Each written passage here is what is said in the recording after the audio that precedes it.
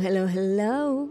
Lumiere here, and today we are in Lille because we are gonna do a Skirk's story quest. I realized that after doing enough quest that I still haven't done a Skirk's story quest nor Mawika's. So I decided that before going to Not Cry, I will just do this quest first. Sadly, I didn't catch the start of the quest with Paimon's voice, so I'm gonna put some footage of another channel for that little voice lines, and then I will continue with my stuff. So thank you. Traveler! Jeez, they're like spaced out city over there. What's up with you today? You feeling okay? We've been traveling all over lately, so maybe you've come down with something. That's it. We're getting Baiju to check you over. Okay, look for Baiju at Bubu Pharmacy.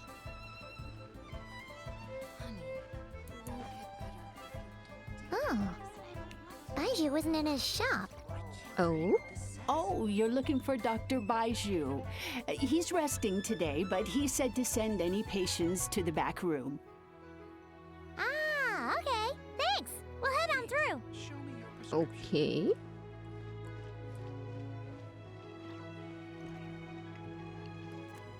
Knock knock.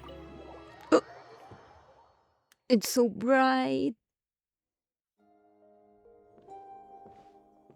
Ah, looks like we have a special guest. Yep, it's me. Traveler, Paimon, welcome. What can I do for you? It's the Traveler. She looks absolutely beat these days. She has these huge dark circles around her eyes, like she hasn't slept a wink. Paimon, that's just me in my normal state. And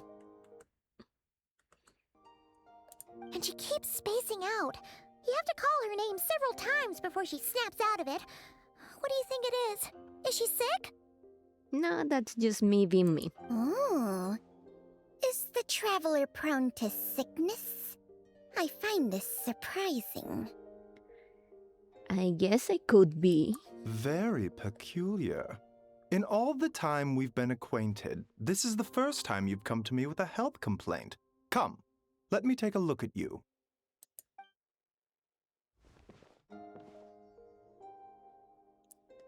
Is this gonna be a free healthcare check? Okay. Please? Paimon does not like that expression, Baiju. I don't have Is insurance. that serious, is it? Complexion is good, eyes are clear, breathing is steady, pulse is strong. But I see one incoming. Physically, you appear to be in good condition, Traveler. In Oh. theory, your energy level should reflect that. You should be feeling right as rain. And yet, I do feel like something is off. Hence my concern. A clean bill of health is usually a good thing, but in this case, it likely means your situation is more complicated. Are you trying to say that it's in my mind? Physical illnesses come Yeah. with detectable symptoms that can be used to diagnose, medicate, and cure the condition. But afflictions of a non-physical nature, they fall outside a doctor's realm of expertise. He really saying it is in your mind. Okay, okay. Huh?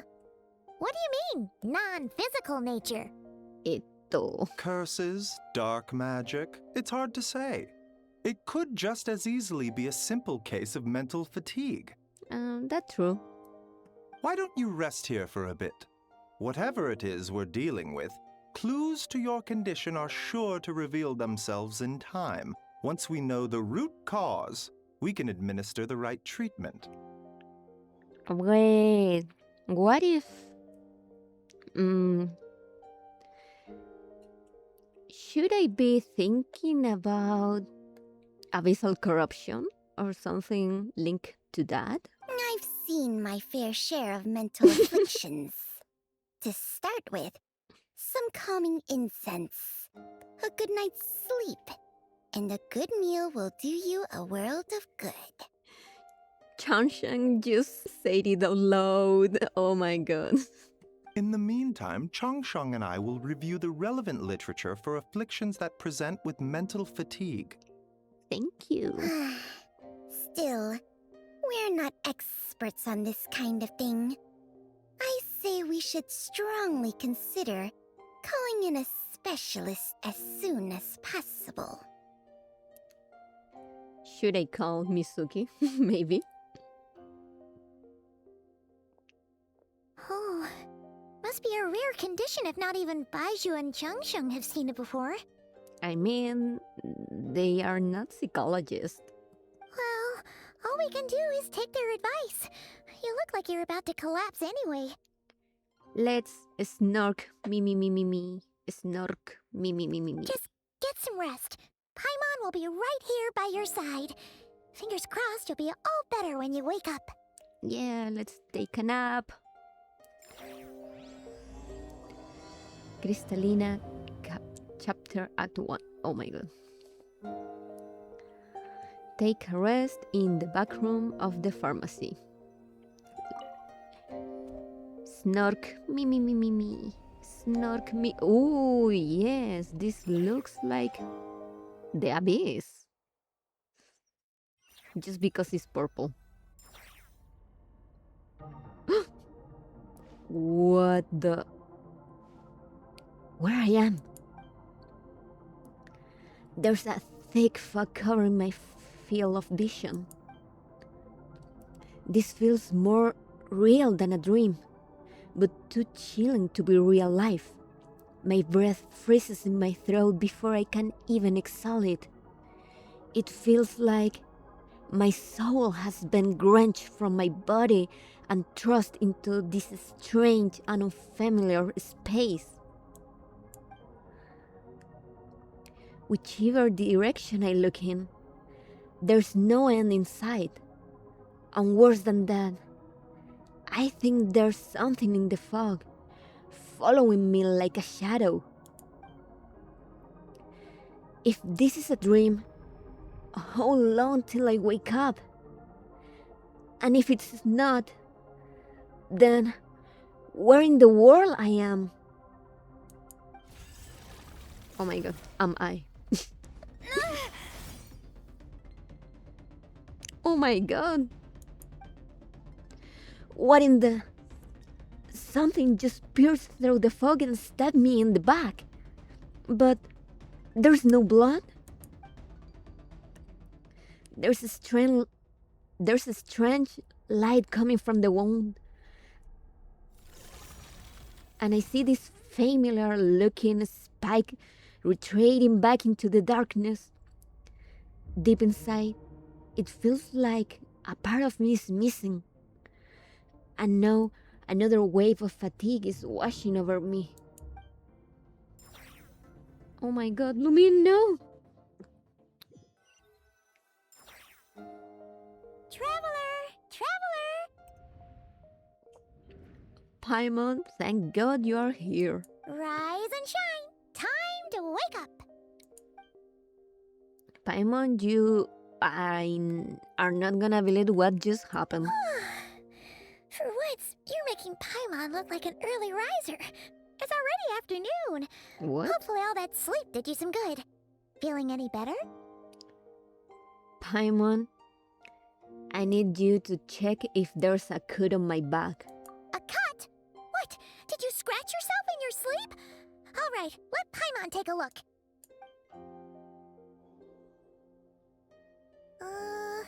Nope, nothing there. Wait, did you have a nightmare? I'm not sure. Okay, don't panic. Paimon heard that dreams tell us what we need by showing us the opposite. So, if you had a nightmare, maybe all you need is something to cheer you up. Come on, Paimon will treat you to something yummy. Of course you are taking me to it. Of course.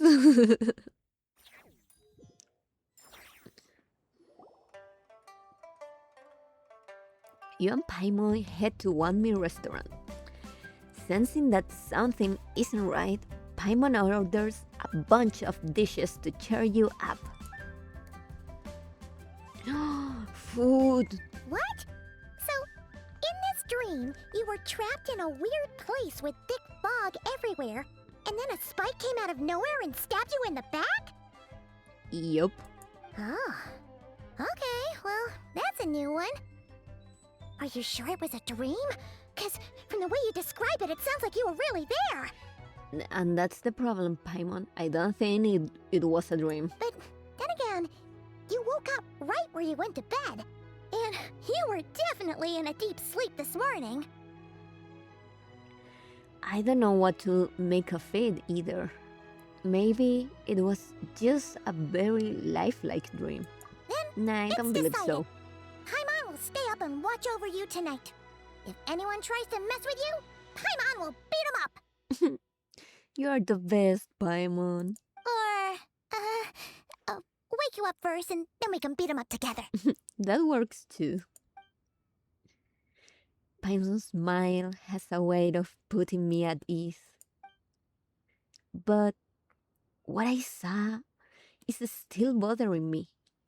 That dream was so chilling, and it almost feels like there's something watching me from some corner of the world even now. Something stabbed me in my dream, but when I woke up, there was no wound. Still, if I focus on that area, I feel a vague aching, almost as if deep underneath the flesh, something is... Something is missing? What the... Did you just say something? You heard that too? The flesh remains whole, but the soul is Skirk. incomplete. Left unresolved, the mind will wither away along with it.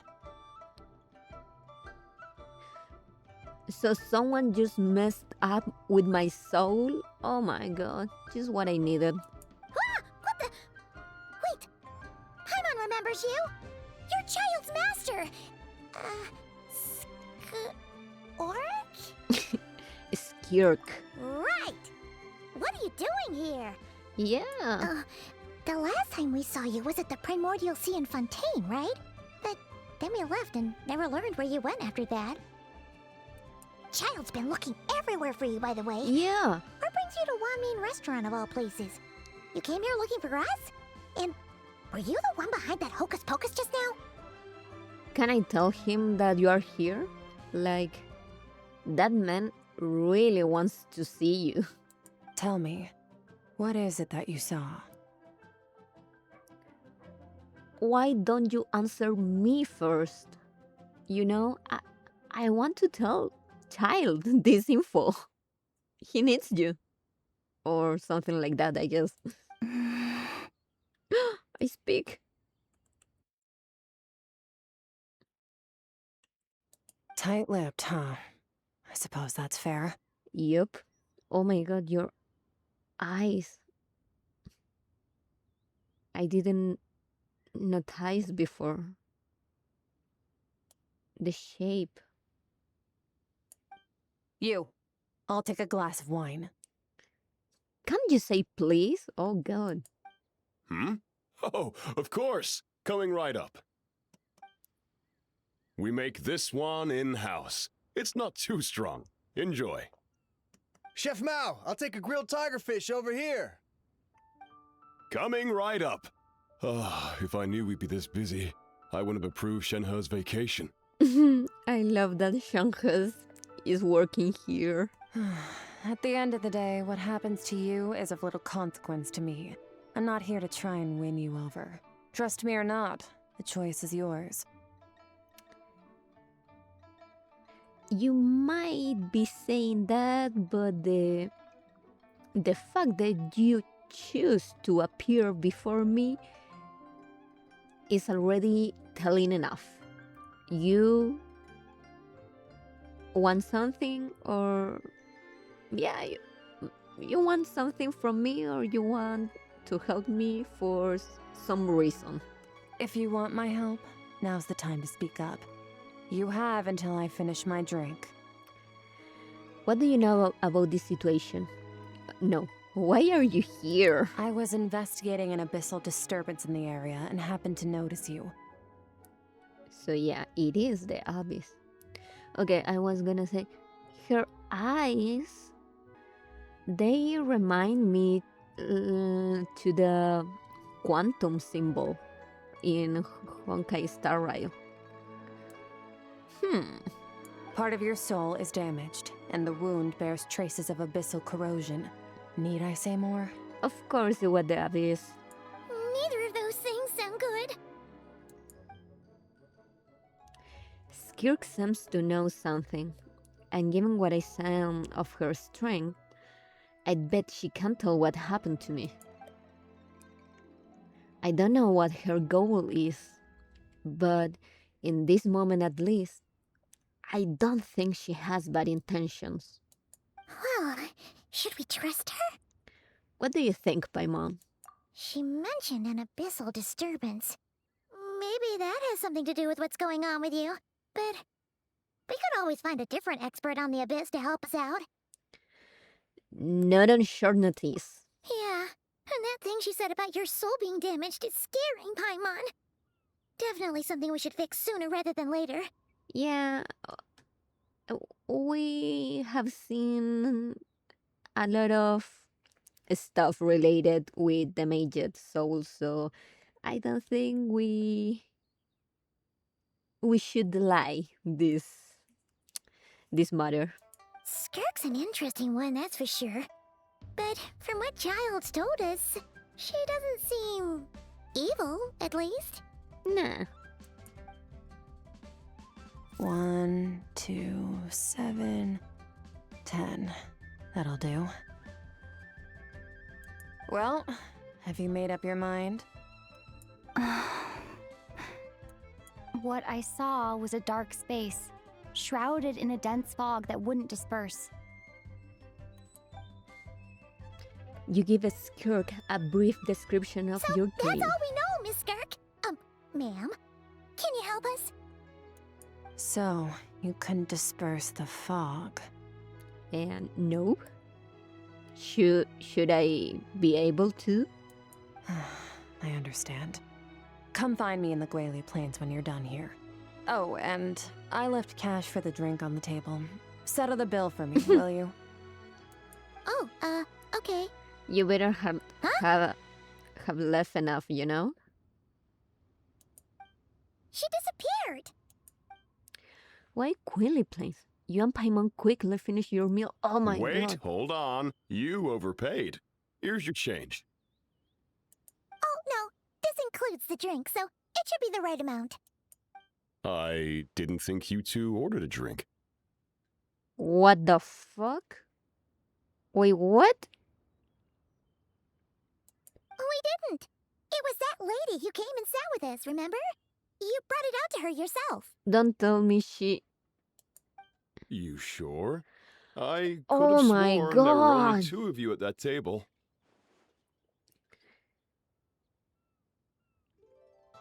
Okay. Theory time.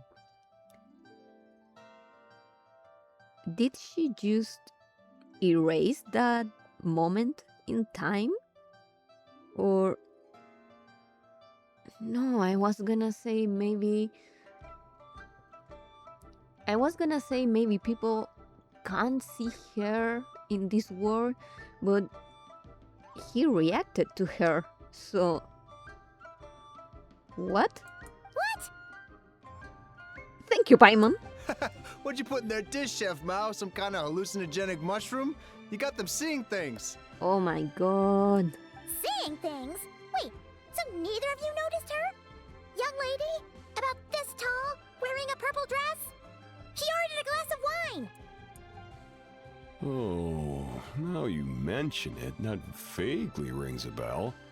And it looks like I did open the wine jar, so it must have just slipped my mind. In any case, that settles your bill. Come again soon.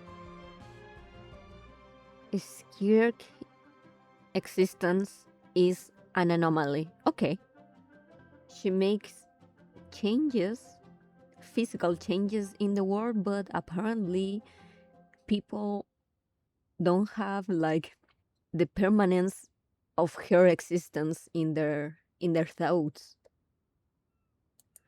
Chef Mao? in their memories. Check, please. I mean, Coming! Okay, what was going on there? It's like they didn't remember Skirk being there at all. yep. Even Paimon was half convinced we hallucinated the whole thing. But that Mora she left for us was definitely real. Exactly. Oh, this whole situation is giving Paimon the creeps. But anyway, she told us to head to the Guili Plains, right? Let's not keep her waiting.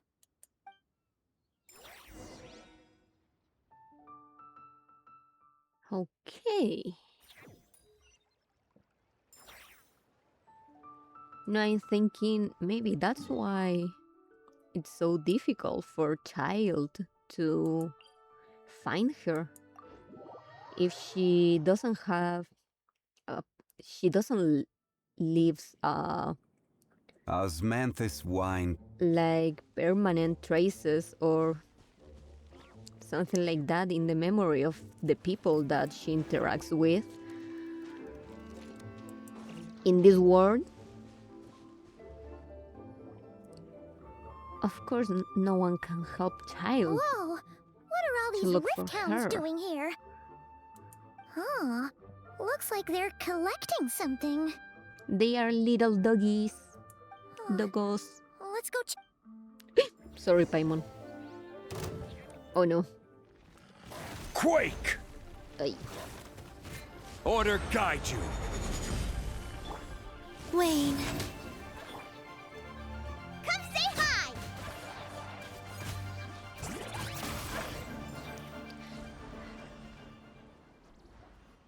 So, this is what they were collecting. It looks kinda like... God remains. Okay, we are. Wow. I did not expect that. Yeah.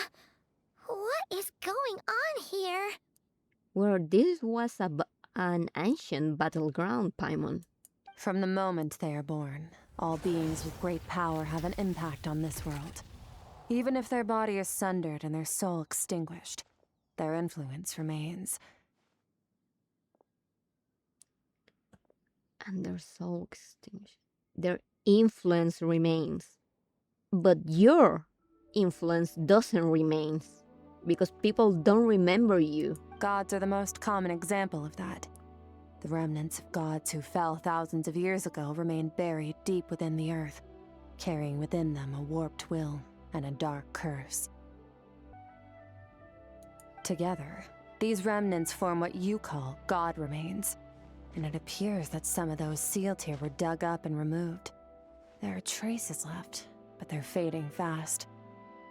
What are you looking at, Paimon? Look at her face. What are you doing? Nothing!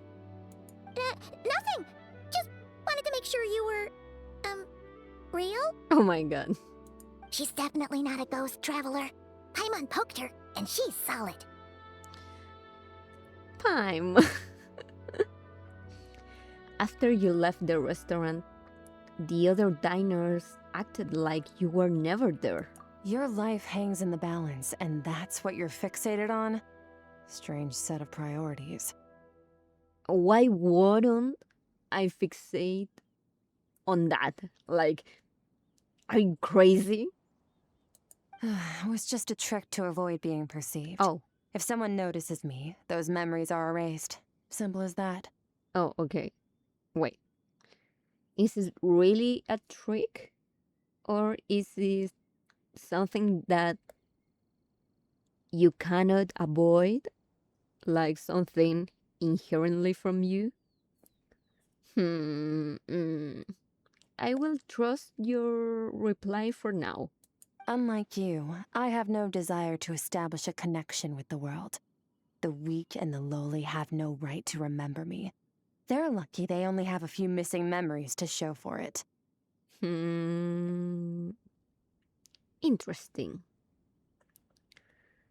Interesting wording. Establish a connection with the world. Now, can we please get back on track? I know that having a connection with this world, with Teviat, means that you are linking your faith with the world. So that's why you don't want to establish connections. And you say that about the lowly and the weak and stuff. Just it sounds like an excuse. Just Okay. Where were we?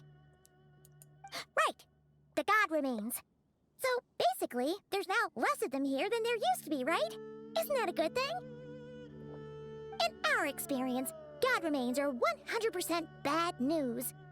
A lot of terrible things have happened because of them. Maybe it's a good thing by human standards, but power doesn't come from nothing, and it doesn't just disappear for no reason. Yeah. The remains aren't just gone, they were taken. Like part of my soul was taken? Very clever, traveler.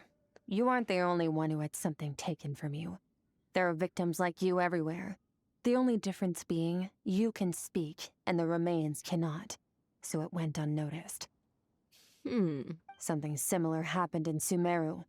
Within the span of one night, countless consecrated beasts were slaughtered, and a large amount of the god remains buried in the desert went missing.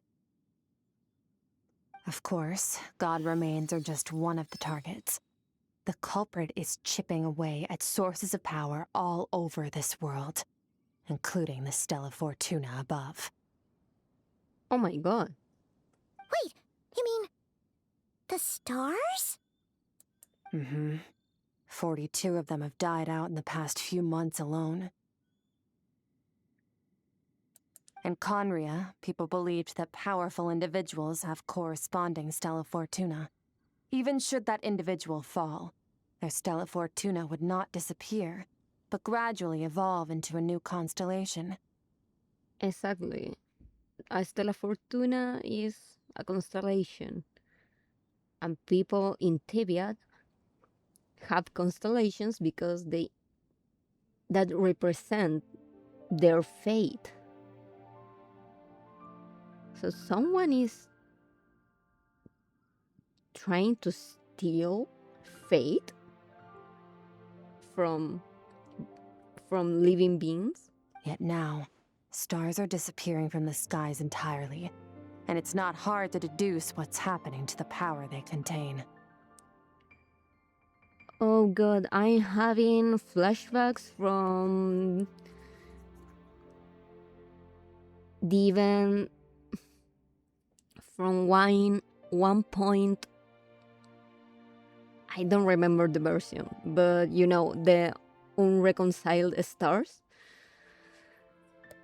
Of course, it's not the same, but I'm having flashbacks about that because that event was about the constellations having problems and stars falling, basically stars falling from the sky. Something has been leeching power from this world like a parasite steals nutrients from a host. And now, it's no longer satisfied with the remains of the dead. It wants you. Me? Oh no. This time, it only took a fragment of your soul. But next time, there's no telling how far it could go. But why me? No one knows. All I know for certain is this. Getting back what you lost will not be easy. Considering how much power this entity has stolen, it must be a god-level being by now at least. But that's not the real concern. Souls are fragile things, and yours could easily be crushed if you go up against it. What is this entity, though? You seem to know. So, you're gonna help us, right? We're going to help each other. You are my ticket to uncovering this thing's true identity. Oh, okay, you don't know. Well, great! You seem super strong and you know a lot about the Abyss, so Paimon will take it. Thank you. Don't get all mushy on me. All I'm doing is helping you get back to normal after a sudden crisis. What do you mean getting all mushy? And I just say thank you. Ma'am, chill. And I should warn you, getting mixed up with me can have unforeseen consequences. We're on very different journeys. You don't want to be in my debt, trust me. At this point in my life, I can deal with it. I'm pretty sure I can. You help me uncover the truth behind this entity, and I'll help you recover what you lost. This is a transaction, that's all. You would do well to remember that. Now, come along. Let's go! Dimensional jumping. Yeesh! You'd think she'd be a little friendlier since she's agreed to help us. But nope, she's just like when we met her in the primordial sea. So cold. I don't really think she's cold. I just think she's not being totally sincere, you know? Well, whatever. If that's how it's gonna be, then she doesn't deserve our friendship. What she does deserve is a super embarrassing nickname. Here we go, Paimon. Ah, Paimon's got it. Frosty the Lavender Melon. Serves that ice queen right. Why? Why would you use lavender melon? Why would you give her a nickname that it's also connected to you? Anyway, the important thing is that we get that piece of your soul back. So, let's follow her and see what sort of plan she's got. Yep. Let's go. Oh. Sinister undercurrent. Follow Skirk through the abyssal rift.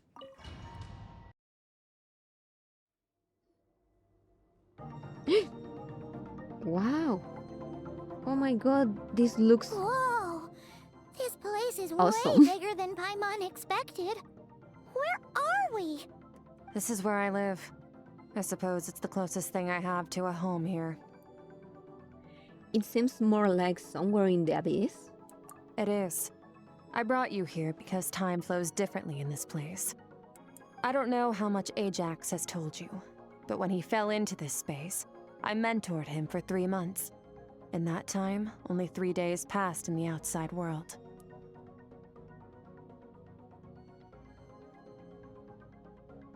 Somehow, I feel like this is the first time I think a character has said a child's real name. Wow.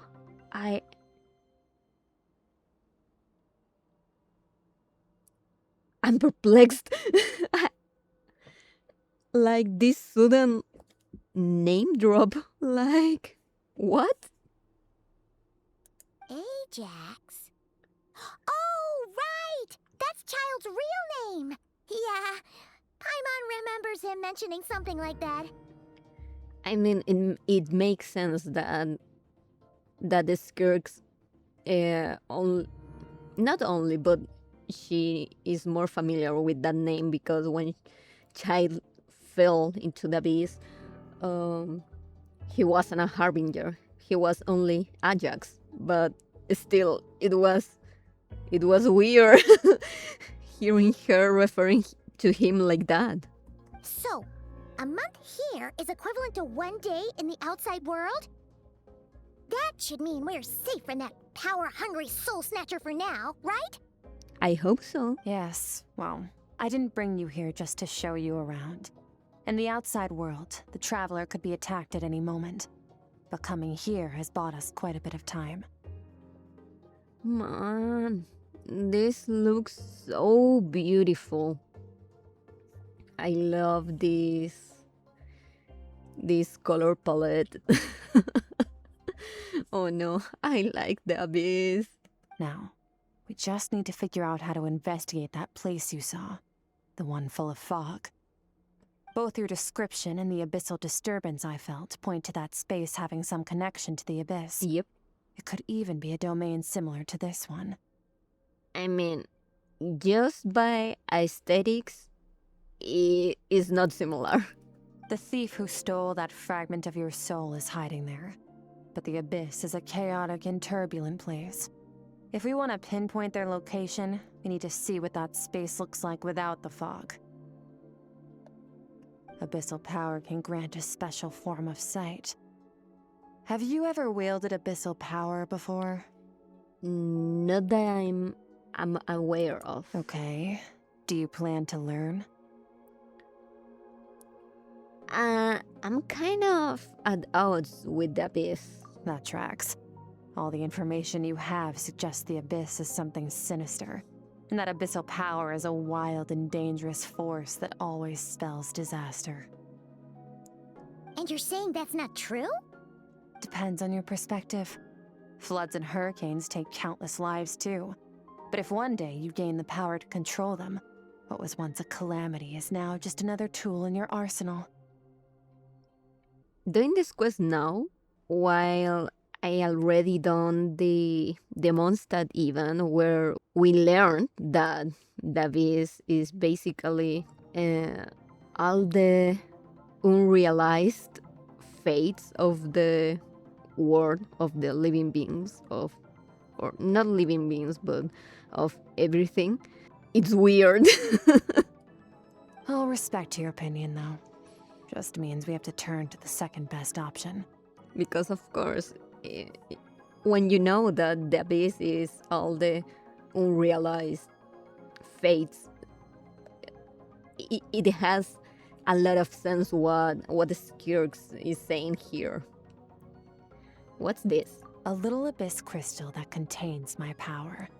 Wear it on your head, and we'll be able to perform dream mirroring when we fall asleep. Oh. Dream mirroring? Like sharing or dreamscape? It means experiencing whatever the other person is dreaming. Everything they see, think, and feel. Basically, yeah. Since you haven't studied the art of using abyssal power and have no plans to jump in the deep end right now, I'll have to do the investigating for you. Right now? You mean you see me in the end using abyssal power? Oh man. With dream mirroring, every time you slip into a deep sleep, I'll see with my own eyes whatever scene plays out in your mind. Then, I can guide you through the dream environment, and we'll take back what was stolen from you. Okay. Huh. You make it sound so simple. Is there anything you need me to do? Tough to say. This is an unprecedented situation for both of us. Even assuming we do manage to find where this entity is hiding, like I said, getting your soul fragment back won't be easy. To play it safe, I need to give you some special training first. Oh? Wait, you're gonna teach her some of your martial arts? Does that mean the next time we see Child, we have to treat him like our senior? He's gonna be our Shishang. Do as you want. For my part, I don't see you as my disciples. Oh, okay. That's fair. You're already a pretty good fighter. All I'm planning to do is build on your current skills and train you for the specific scenarios that I think we might face. But that's enough talk. If you're ready to do this, then come with me. Time might be more lenient here, but that's no excuse to waste it. So cool. I love it.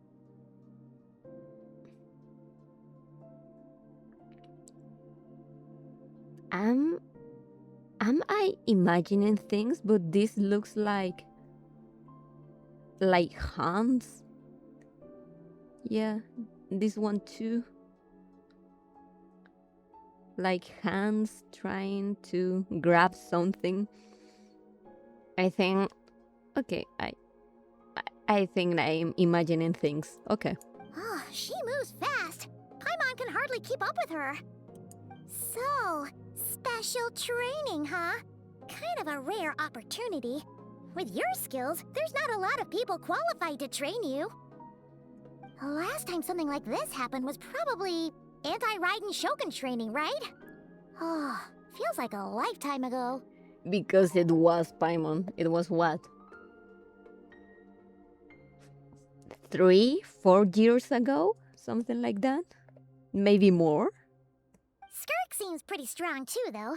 Remember how she said that the all-devouring narwhal was just her master's pet? Maybe we really will learn something here. Yeah.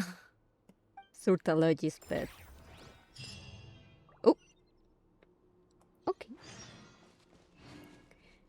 Begin the first round of a special training. Oh. This is so pretty. I cannot help it. The bees really does have a 10 out of 10 aesthetic taste. Like, you cannot beat this. See? Ready? Oh. It's so pretty. Bring it on! Your training will be split into 3 stages. Testing your blade work, elemental abilities, and reasoning skills. Reasoning skills? Oh god. I'm not gonna make it. Okay. We'll start with blade work. You're no rookie in this area, so I won't bore you with the basics. During your long journey, you've no doubt sparred with a lot of talented sword fighters. Consciously or not, you will have picked up all kinds of techniques from them. Yep. You bet. There's Kaya, Master Jean, Kuching. Oh, and Kazuha, Ayaka. Yeah, we've met sword masters like you in every nation we've been through. Oh yeah. You sparred with a bunch of them too, right? Nice to know it's all gonna come in handy now. Don't get too smug. In sword fighting, techniques alone are not enough. You need a cohesive system to bring it all together. A style or school of fighting. That's true. You cannot just mix up all the techniques you know without any thought, without any logic, because they won't just work together. To use the human body as an analogy, your style is your skeleton, the foundation, the framework. Yep. Techniques are the muscles and other flesh attached to the bones. This is where your strength comes from. Improving your sword fighting is like growing that body. If your frame got bigger and taller, but you didn't add any muscle mass, you'd be weak and flimsy. Then again, if you packed on pounds of flesh without a big enough frame to support it, you'd end up bloated and unwieldy. Understood. You need to do some introspection. Take a good, hard look at your past experiences and figure out which parts of what you've learned are just techniques, and which parts can be used to form your own system of blade work. Only then will you get the full utility out of all your thoughts and observations along the way. Only then will every strike you deliver make perfect sense.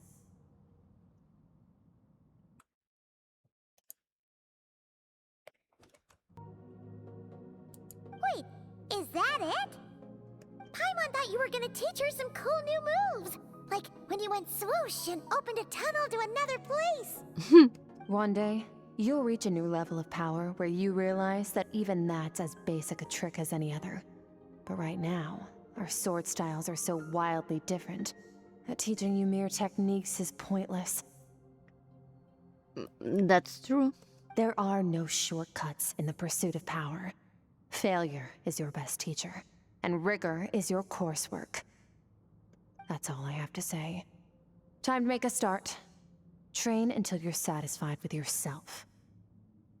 Wait, no, we know why Child is like that. He really Now focus. Destroy takes the from crystal columns Skirk as swiftly as you can. in their philosophy. Oh.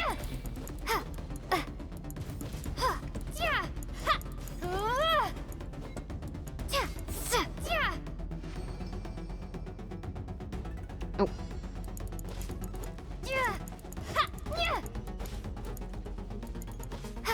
Time to ignite!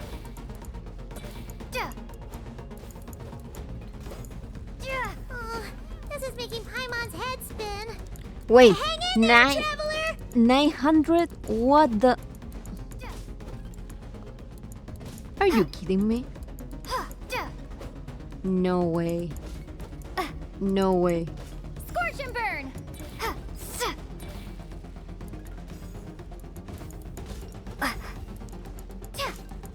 This is okay. Thank you. As training progresses, your strength improves. I'm in the zone. Limitless power is surging through me. Time to ignite!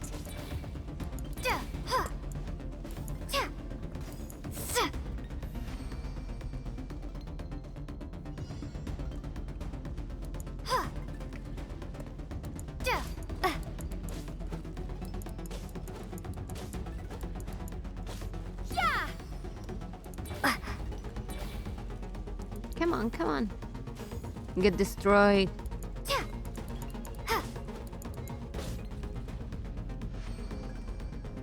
Stay calm. Use your head. You have to keep it together.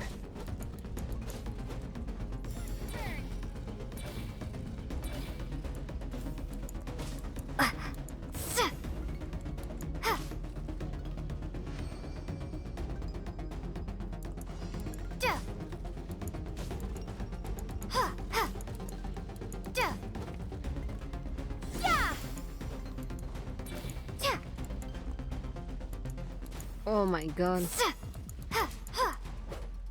47? Oh, come on. You're kidding me. Time to ignite! Come on. Don't do this to me.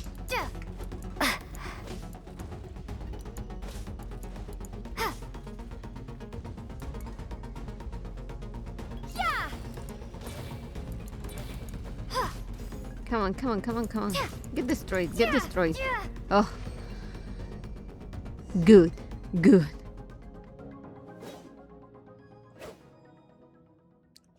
Amazing. This is transforming my whole view of his sword work. I'm using the same techniques as ever, but now they are having different effects. It's as if I unlocked a hidden door in my mind, and there's a wellspring of strength on the other side. In my mind's eye, I'm seeing images of friends I made in Tibet. Theirs are the sword styles and techniques I have come to know. This moment will be frozen in time. Cut to the chase! Consider a moment of true mastery that you've witnessed in another person, and ask yourself, what lies beneath the surface? What's their guiding philosophy? What's their state of mind as they maneuver their weapon? Now take that and practice it right away with speed, skill, and strength, over and over, until your hand is one with your mind. This is the only path to true growth. Step on up! Dance with the waves! I see eternity go by in an instant. The autumns of many years from a single leaf. Thus, I shall slice this maple in a flash and ask a question of the ages. My sword style, my journey.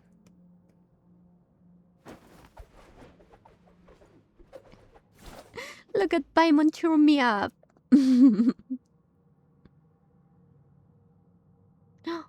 She's sleeping, she's tired.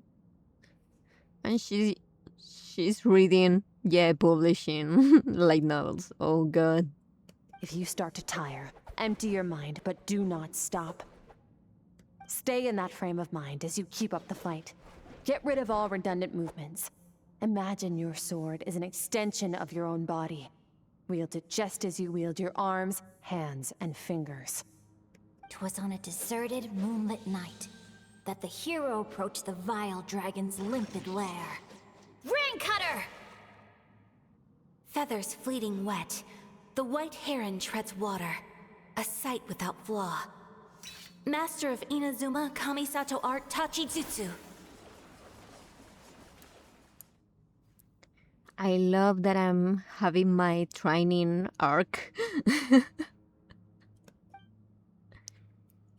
With each slash of my blade, I feel my strength increasing. I don't know if my weapon can contain all this power. With each slash of my blade, I feel my strength increasing.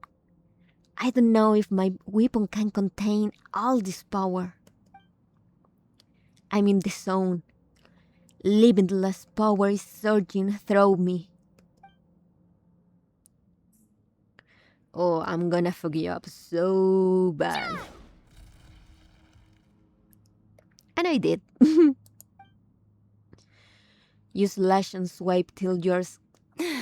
Oh,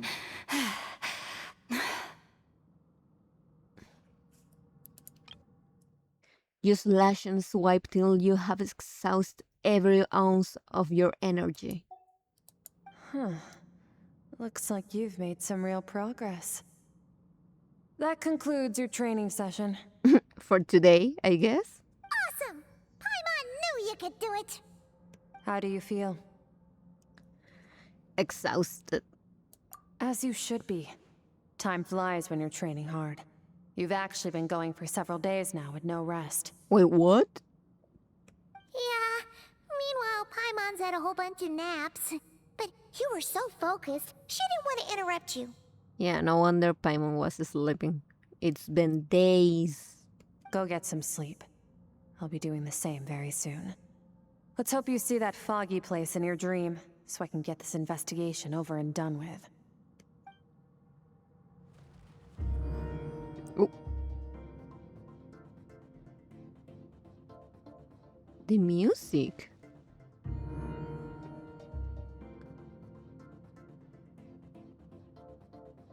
Okay.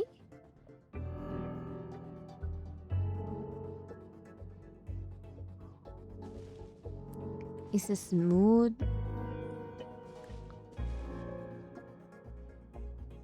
It has a relaxing vibe with at the same time a little tension. I like. Sometimes you have to practice a single movement 1 million, maybe 10 million times before the breakthrough moment comes. Nothing in the outside world can help you in this process. The most important thing is to remain patient. Wait, where I should go? Oh, here. Oh.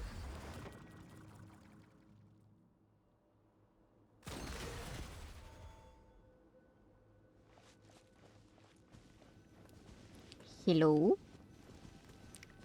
Let's rest.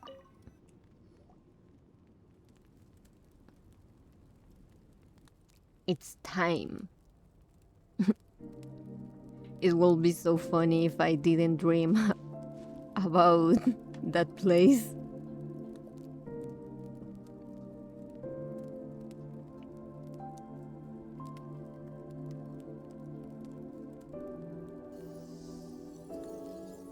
It's working. Oh, so bright. My eyes.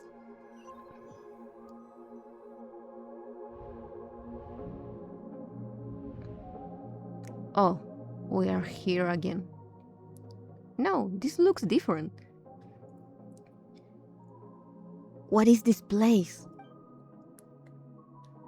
Have I been pulled back into that place again? But the Skirk said the dream mirroring will kick in when I fall asleep. So, why am I back here?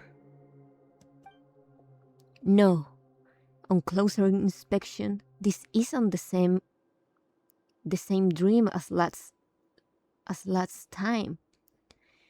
It's dark and gloomy, but there isn't that chilling fog that made my hair stand on end.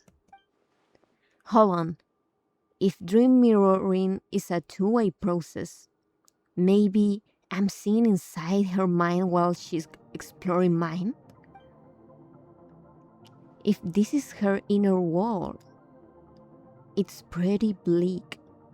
I can occasionally make out the sound of a flowing stream, but other than that, it's so empty.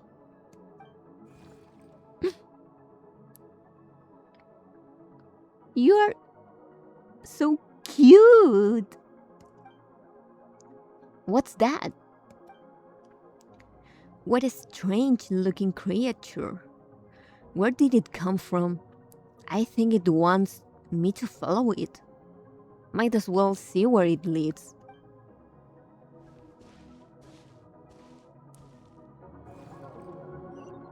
Oh, here we go. It's so cute. Dandelions?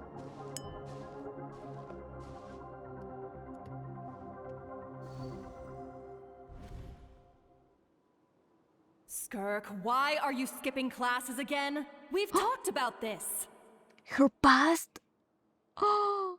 'Cause he's a crabby old man, and he's a boring old man. I don't like going to his classes. Excuse me. You shouldn't talk about your teacher like that. It's very disrespectful. Don't tell me they are talking about surtology.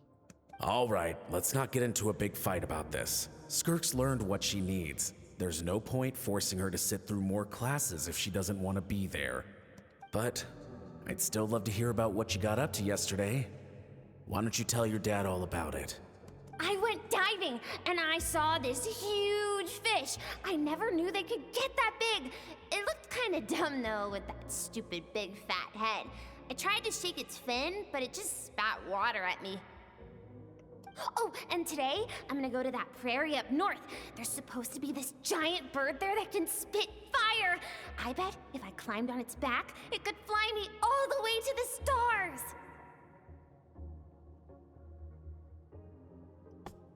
She sounds so alive, with so much energy and personality too. Then I suppose your old dad should get one as a pet too. Otherwise, how are you gonna hear me call you for dinner up there in the stars? Eh? In the stars? When it's time to eat, I'll come back on my own, Zilly. Anyway, gotta go. Bye, Mom. Bye, Dad. Wait! Put on a coat at least. You'll catch a cold. I'm talking to you, young lady. You spoil that child, you know. Ever since that merchant ship arrived, she practically lives outside. Always going on about exploring the beyond one day, whatever that means. Exploring the beyond?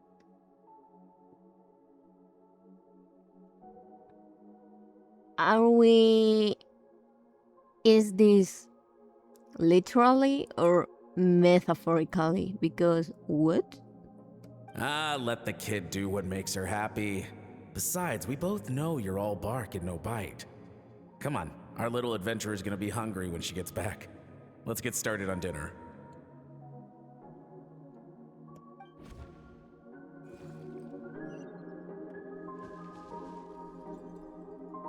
I'm out.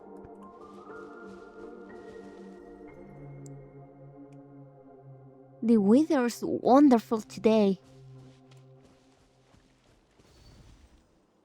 Oh. The stars shimmer high above. But what lies beyond the stars? That's a dangerous question, you know? Mountains as far as the eye can see? An endless snowy plain? Or maybe buildings taller than the sky, like the people from the merchant ship said. What? Are you implying that the merchant ship came from beyond the stars? I can't be the only one asking these questions. The universe is fascinating. If only I could meet some other people like me.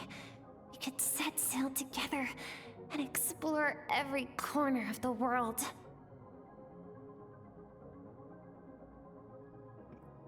Just by this wording and by how she's now and by how Tevia treats everyone that tries to go beyond the sky, this is not gonna end well. This is not gonna end totally not well. I'm sick of being a kid.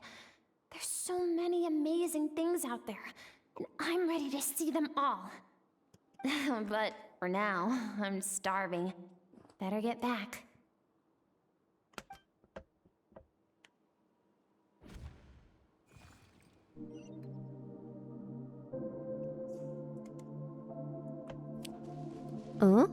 What's over there?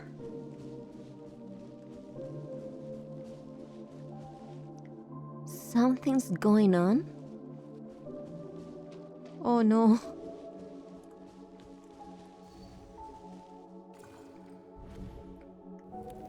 Don't let a single one of them get away!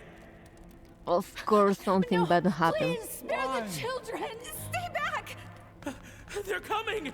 Run! Help! Eliminate the threat. Take them down. Don't be scared. Oh no. This way! We'll never make it!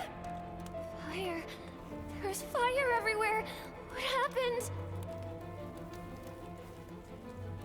I told you we shouldn't have trusted these outsiders!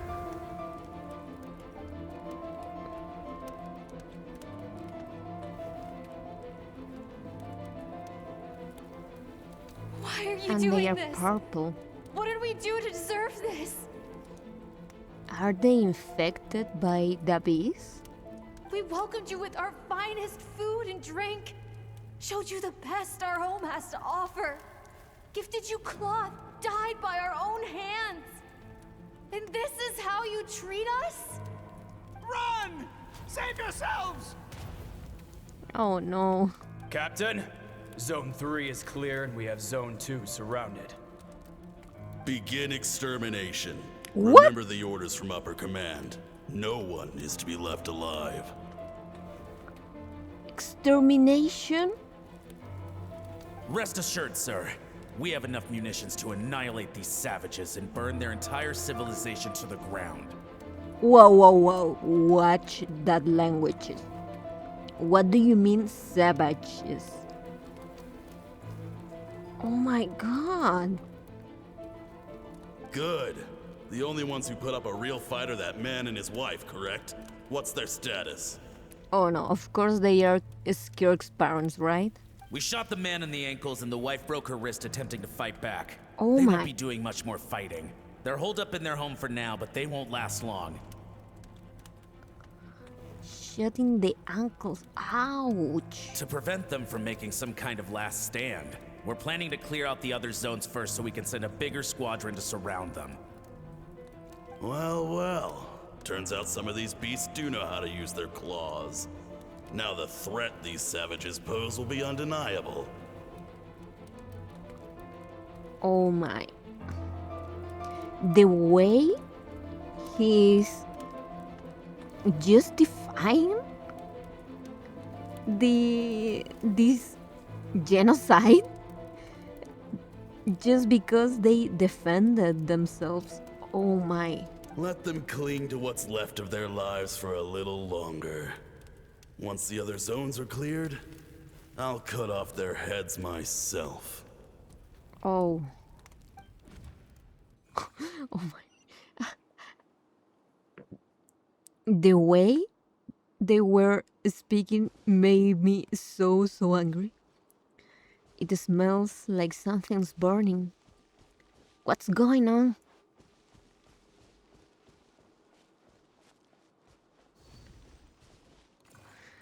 Oh man, I'm so pissed off. Mom? Oh no. Skirk, you're all right? Thank heavens.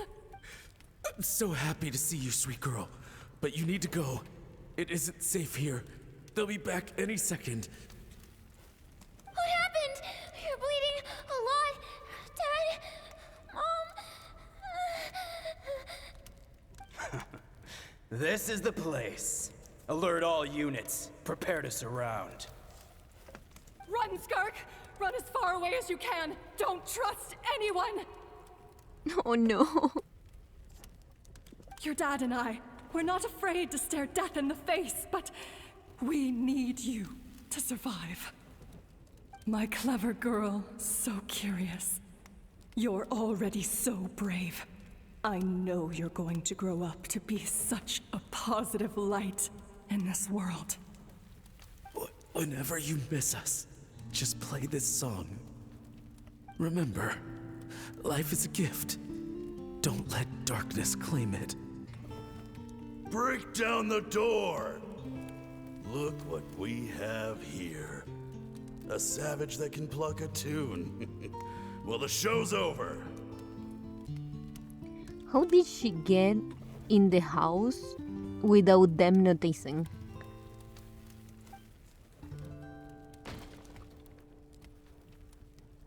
You! Stop singing! Shut it! I said shut it or I'll make you! Fine. Have it your way! Oh no.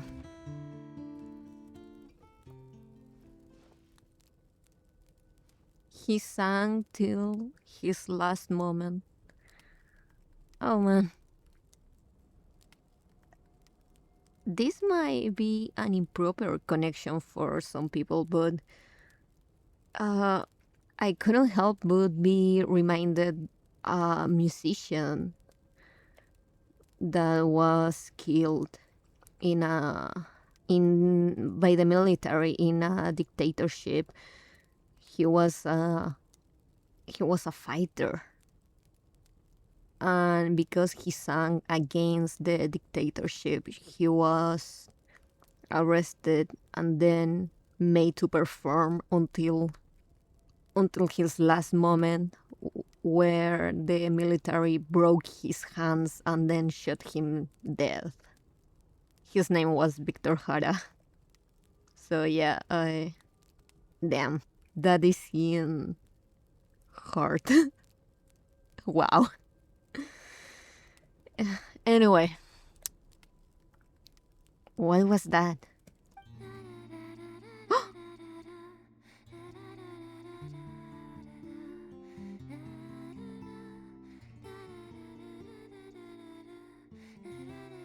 The power of music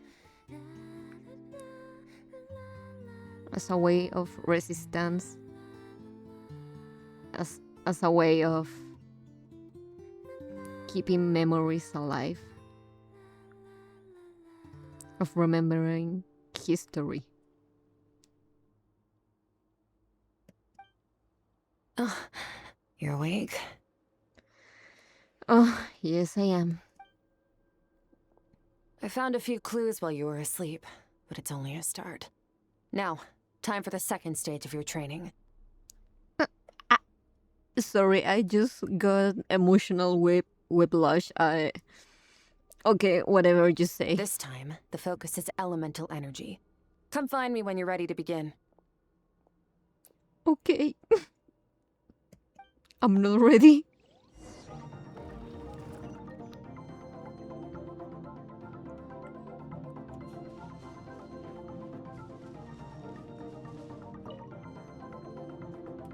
Man, staying in the abyss feels so surreal, don't you think? It is. No day and no night. It's like time hardly exists. If we weren't careful to keep track, it feels like we'd have no idea how long we've even been here. Well, except for the fact that Paimon still gets hungry like clockwork. You go do your training. Paimon's gonna grab a bite.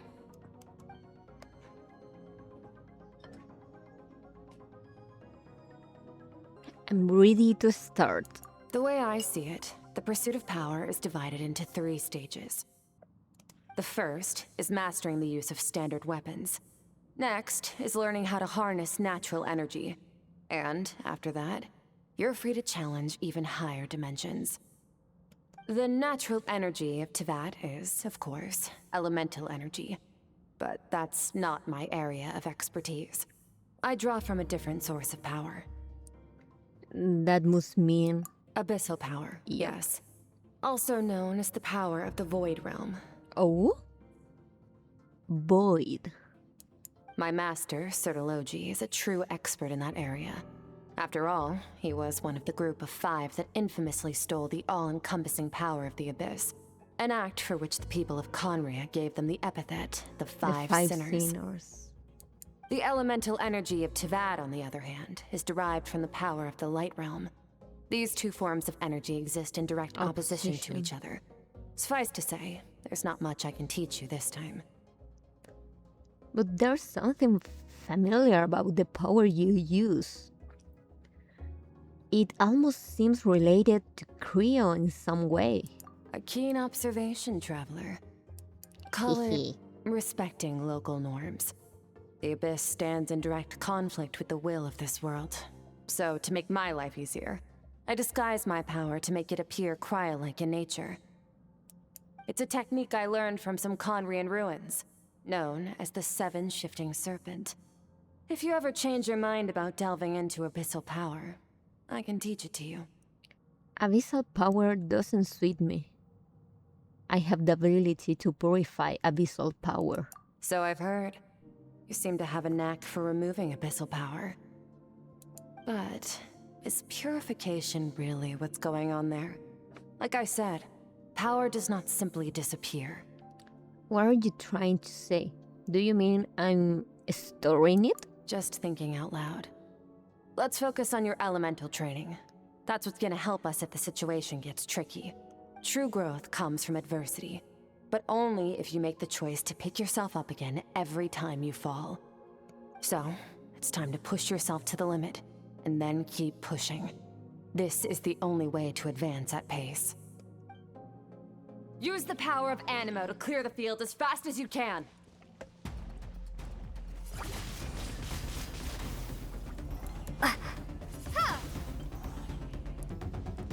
Come on, come on. Ha! Prepare to be blown away!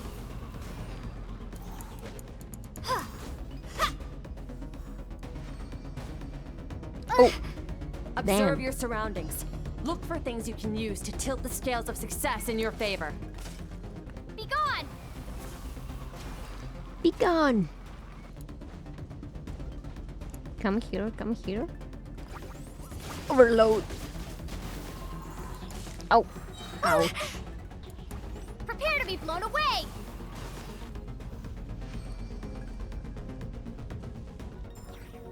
You train the elemental powers one by one.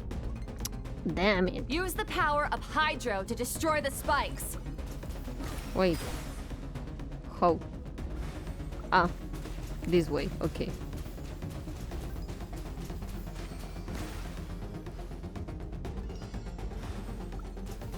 Faster.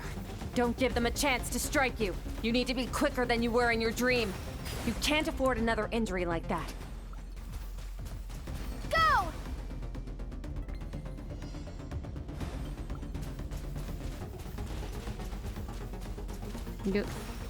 Don't you dare hit me.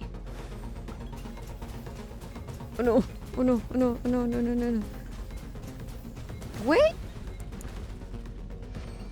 Oh my god. My aim is so shit. Oh my god. Die.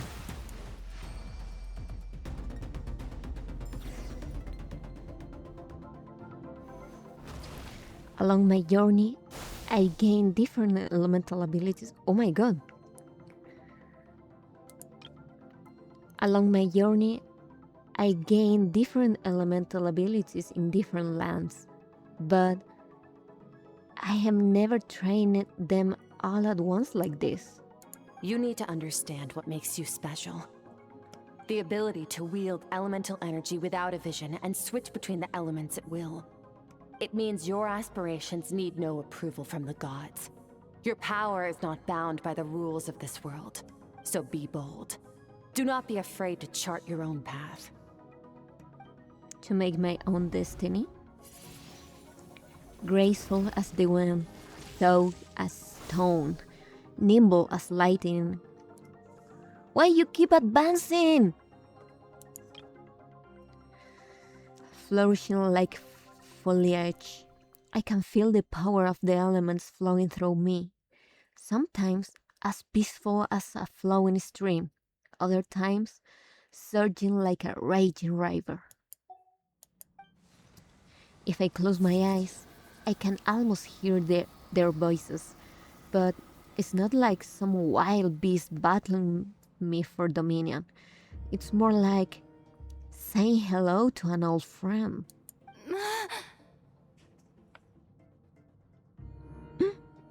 Oh no. Oh wow. Very good. It seems you've reached a deeper level of connection with the elements. How long has it been this time? Long enough for you to lose yourself in your training, which is a good sign. Relentless practice with the elements has drained all your strength, but it's also what allowed you to make progress. Get some rest. When you wake up, we'll proceed to the final stage of your training.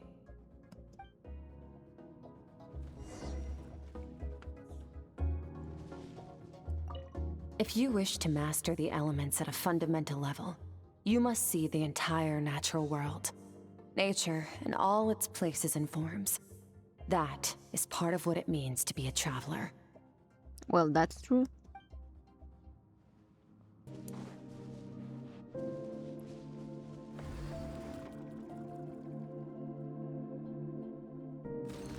Time to sleep again. Rest.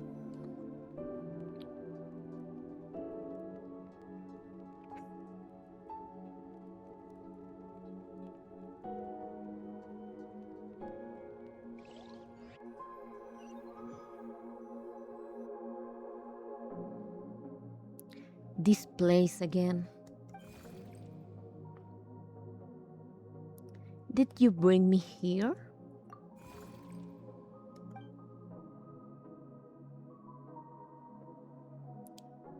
No response. The strange creature just faded away. What is that thing? What is it doing in Skirk's inner world? And where is it taking me this time?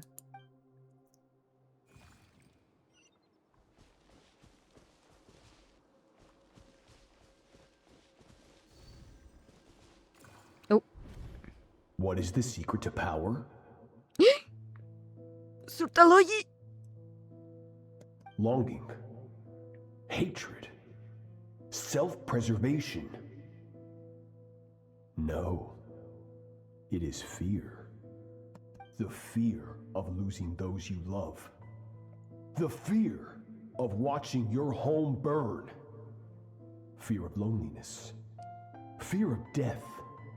Fear is the source of evolution. It forces humanity to adapt to their environment and overcome hardship. It is in the process of prevailing over our fears that we surpassed first ourselves and then the rest of the world. That fear is now part of you. It calls on you to evolve. And it is time to answer.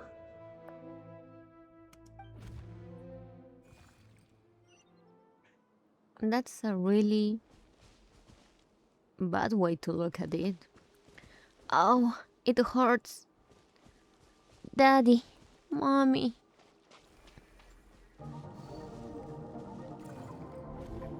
Any minute spent missing home is a minute wasted. Practice your sword work instead. Do not make me tell you twice. But, Master, I can barely lift the sword anymore. If I keep going, I feel like my wrist is going to break. so it has not broken yet. Oh my god, you are a shit master. Then pick up your sword and keep practicing until it breaks. I want to hear the cracking and splintering of bone. What the fuck is wrong with you? After all, bones can always be reset. No.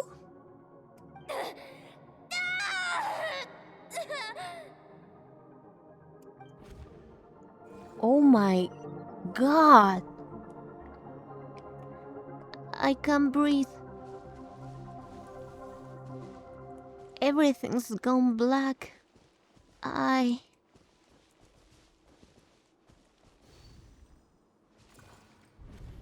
Good Skirk.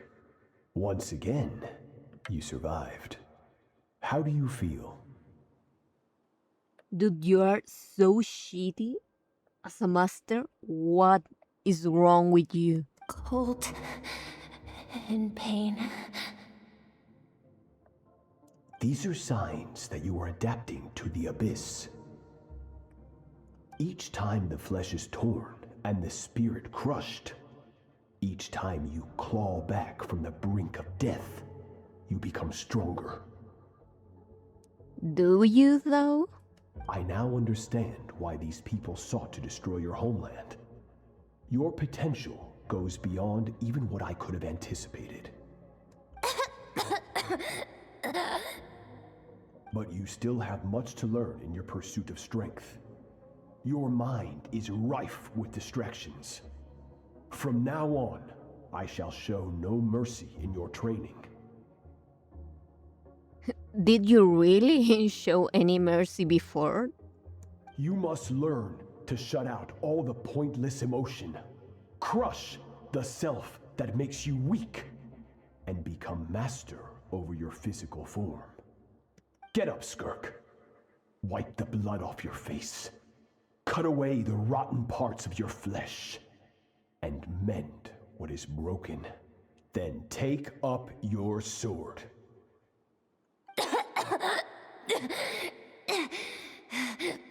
Yes, master. He's so shit, oh my god.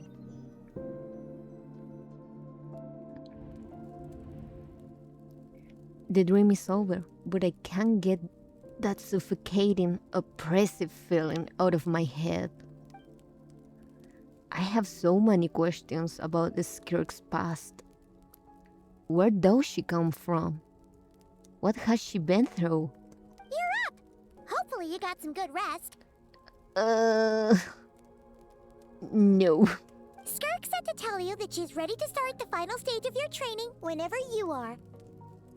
So, want to head over now? Or did you want to wait a little? I really want answers, but right now, it's vital that I complete my training. Once that's done, I'll find a chance to talk to her.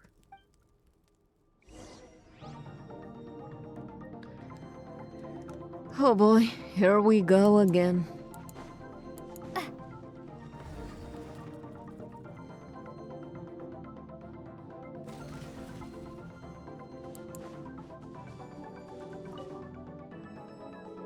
From your training so far, you have gained better command of the sword, and more control over your elemental abilities. Thank you. That's only part of it. Experience is the real teacher. Your journey, the friends you have made, the dangers you have faced. These have taught you more than I ever could. She's a total opposite from her master. Now, it's time to focus on how you react under pressure. You must be able to think rationally, even in unpredictable combat situations. To simulate this, I'm going to attack, and you're going to block. Ready? I think so. Yes. Not bad. That defensive stance looks near unbreakable. Just like your brother. What? That reminds me. You still don't know what happened to him, do you? Why do you know him?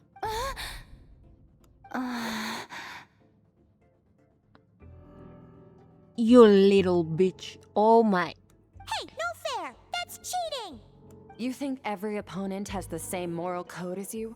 You can denounce their deplorable methods all you want, but only if you live to tell the tale. The dead don't get to complain. Strong emotions will always arise in combat. Anxiety, anger, fear. But a true warrior is never at their whim. Only when you are free from the influence of emotion can you make the right choice, no matter the situation. Are you describing yourself? How amusing. Almost sounds like you think you know me. But you don't. You can choose your own path. We are not the same. Let's begin. Try to use reason over emotion. Make the most rational and advantageous decision in any given moment. This is your final training session. Look alive. Same drill as before, but this time I'm going to interfere. Hold your focus.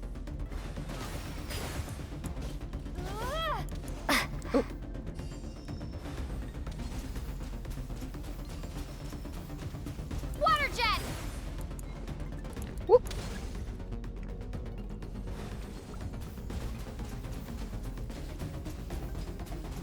Why I'm not hitting them? What the?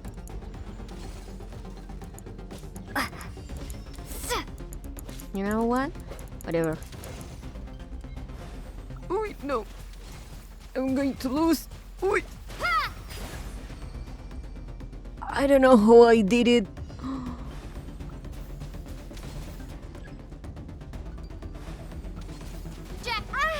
Ouch.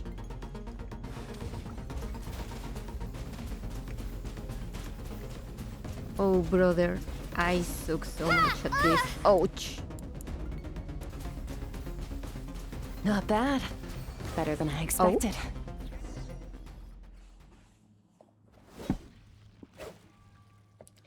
It's not easy to control my emotions. The battle is overwhelming, but if I can just focus all of my attention on what my opponent is doing and how I should respond, it's almost like my emotions take a backseat. You're getting the hang of it. The first step to controlling your emotions is controlling your mind. You want a unified train of thought. It all comes down to focus. Focus. Focus on the battle.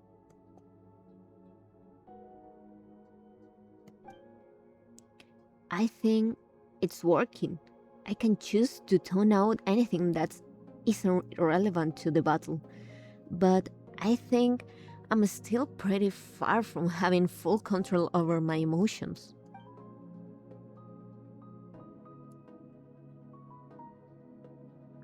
Your mind is rife with distractions. From now on, I shall show no mercy in your training. You must learn to shut out all the pointless emotion, crush the self that makes you weak, and become master over your physical form. It's the same idea, but different approach from both of them. Skirk's approach is not self-destroying. Skirk went through this kind of training too, didn't she? How merciless does the training have to be to make someone substitute all emotion for poor reason? Stop. Let's pause here. One look, and I can tell your mind has wandered. That's to be expected. There's a limit to how long a human being can concentrate on one thing. Staying calm and focused sounds simple in theory, but in practice, it's more demanding than sword work or elemental abilities. She cares. She cares a lot. Skirk is right. Now that I have stopped, all the emotions I was suppressing are rushing back to the surface. Pain, exhaustion, frustration, doubt. But exhaustion is the main one. I feel like I could fall asleep on the spot. Get some rest. No point training further if you're already dead on your feet. Like I said at the beginning, the only goal of this training is for you to reach a point that you're satisfied with. You managed to push past your limits, which is a good start. You can be proud of that and sleep well knowing that you've earned it. She really learned what not to do from her master. Oh? For real? A chest? In this economy? Nice. Warriors will train day and night to perfect their skills. But when the battle comes, their fate may be decided in a matter of seconds. That's true. One mistake, one moment of hesitation, and just like that, all their blood, sweat, and tears were for nothing. You need to push yourself to perfection, or you might not even live to regret it.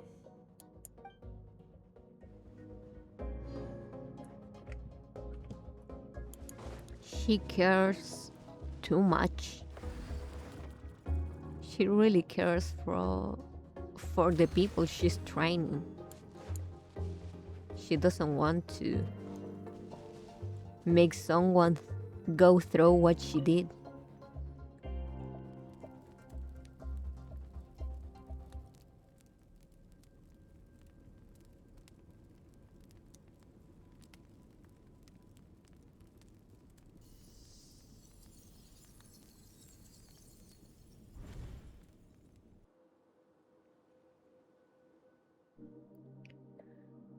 Looks like I'm back in Skirk's inner world. I don't see that strange creature this time, but I think I can navigate this space on my own now, even without it here to guide me. I don't know how to leave, so I'm stuck here until I wake up. Can't hurt to take a look around while I wait.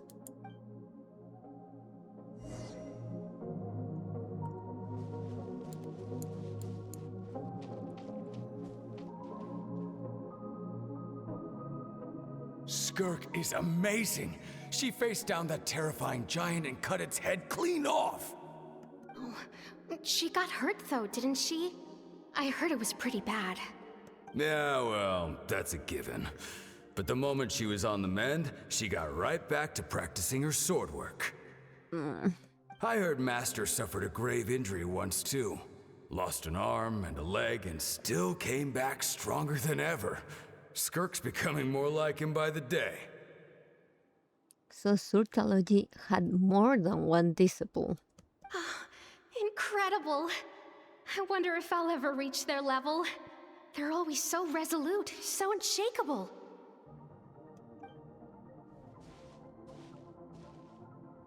This is so sad.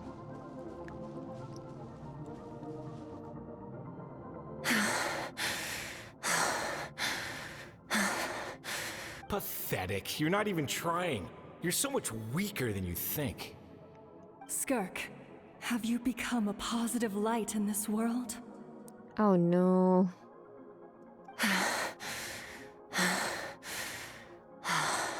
Do you even remember how many of us perished in that fire? How many bodies were left to rot on the scorched earth? Yet you alone live on. Oh no, survivor's guilt. Keep your gaze fixed on your blade. You don't deserve to rest. I have so many questions. I just want to jump in a spaceship, explore the whole universe, and get answers from the stars. I just need to wait till I'm grown up. Then Little Skirk. Oh no. Now, you must bid farewell to who you were in the past and become someone stronger. Run! Skirk! Run! Only death awaits us here. Keep running, and don't ever look back.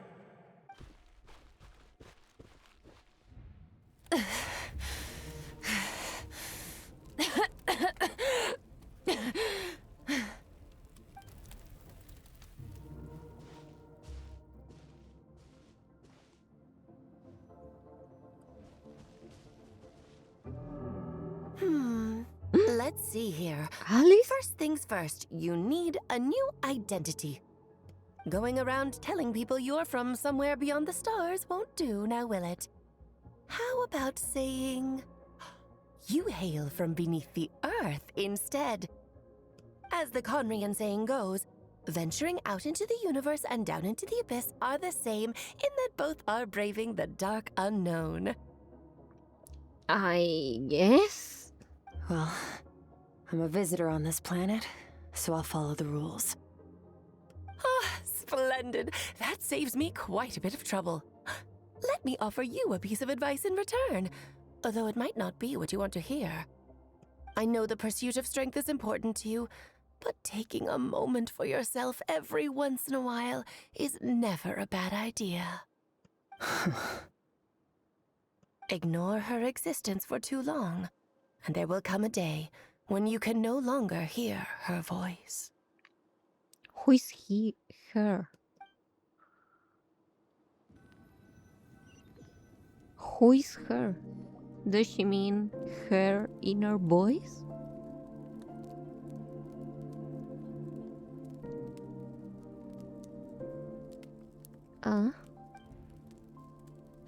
The dream is over. I can hear the crackling of a fire in the distance, and there's a fragrant aroma in the air. Grilled meat. You're awake! Hi, Paimon. You must be starving, right? Ta-da! A barbecue feast just for you! Yeah, I'm starving. Of course you are! That's why Skirk and Paimon got this all ready for you. Dig in, before it gets cold. You too. So, you're best friends now? Ah, well, if you're around someone long enough, it's bound to happen. Plus, Skirk can cook. So, Paimon decided she can forgive the whole Ice Queen thing. Paimon's not one to hold a grudge.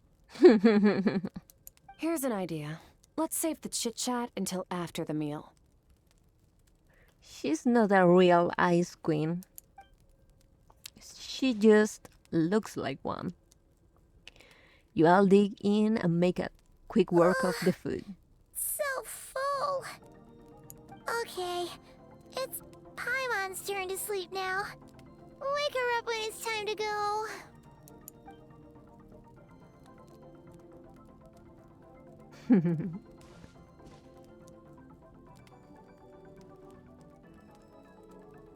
I have good news. First, your training is complete. You have what it takes to wield immense power. Now it's just a matter of putting it into practice. Continue to learn from your journey and hone your skills against formidable opponents. Second, I've located the culprit we've been searching for. Next, we just need to retrieve the missing part of your soul, and our business will be concluded.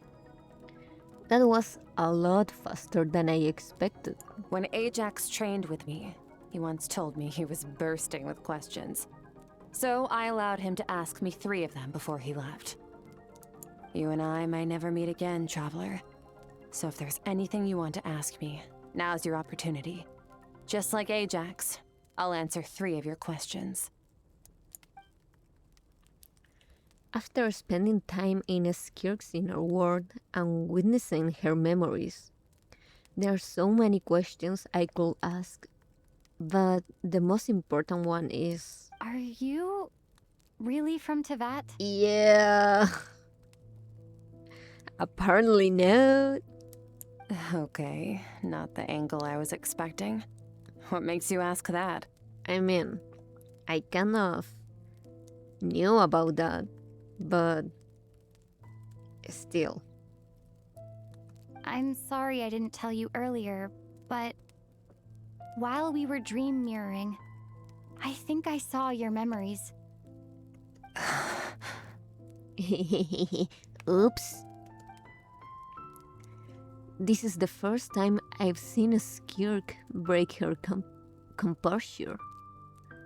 I guess this really took her by surprise. I knew that was a possible side effect. Closed off my mind to you for that exact reason. Even with the dream mirroring, you should have seen nothing but endless darkness. Well, I am the traveler. So, Skirk didn't share those memories with me on purpose. And in fact, she tried her best to keep them from me. Wait, speaking of endless darkness, on my first time there, that was all I saw until that strange creature appeared. Whatever. Must have been a flaw in my execution. I shouldn't be too surprised. Due to some recent circumstances, my self-control has been lacking as of late. Oh? Since you've seen what you've seen, there's no reason to hide the truth. All I ask is that you keep it a secret. I mean, alien doesn't betray another alien, you know? No, I'm not from Teyvat. I'm from a different planet. And there was a time when I journeyed through the stars. A lot like you in some ways. Like me? Do you mean you're also a descender? Yeah. No, we're different in that respect. You're influencing the fate of this world. But me, I'm just passing through. Oh, okay. Okay. Several hundred years ago, my master, Sertologi, opened the border between worlds and sent me here. But this is not my home. And one day, I'll return to the vast unknown of space. So, there you have it.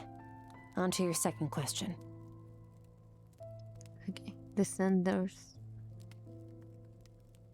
can change the fate of the world. So not all aliens are descenders. Wait, makes sense because there's so little descenders.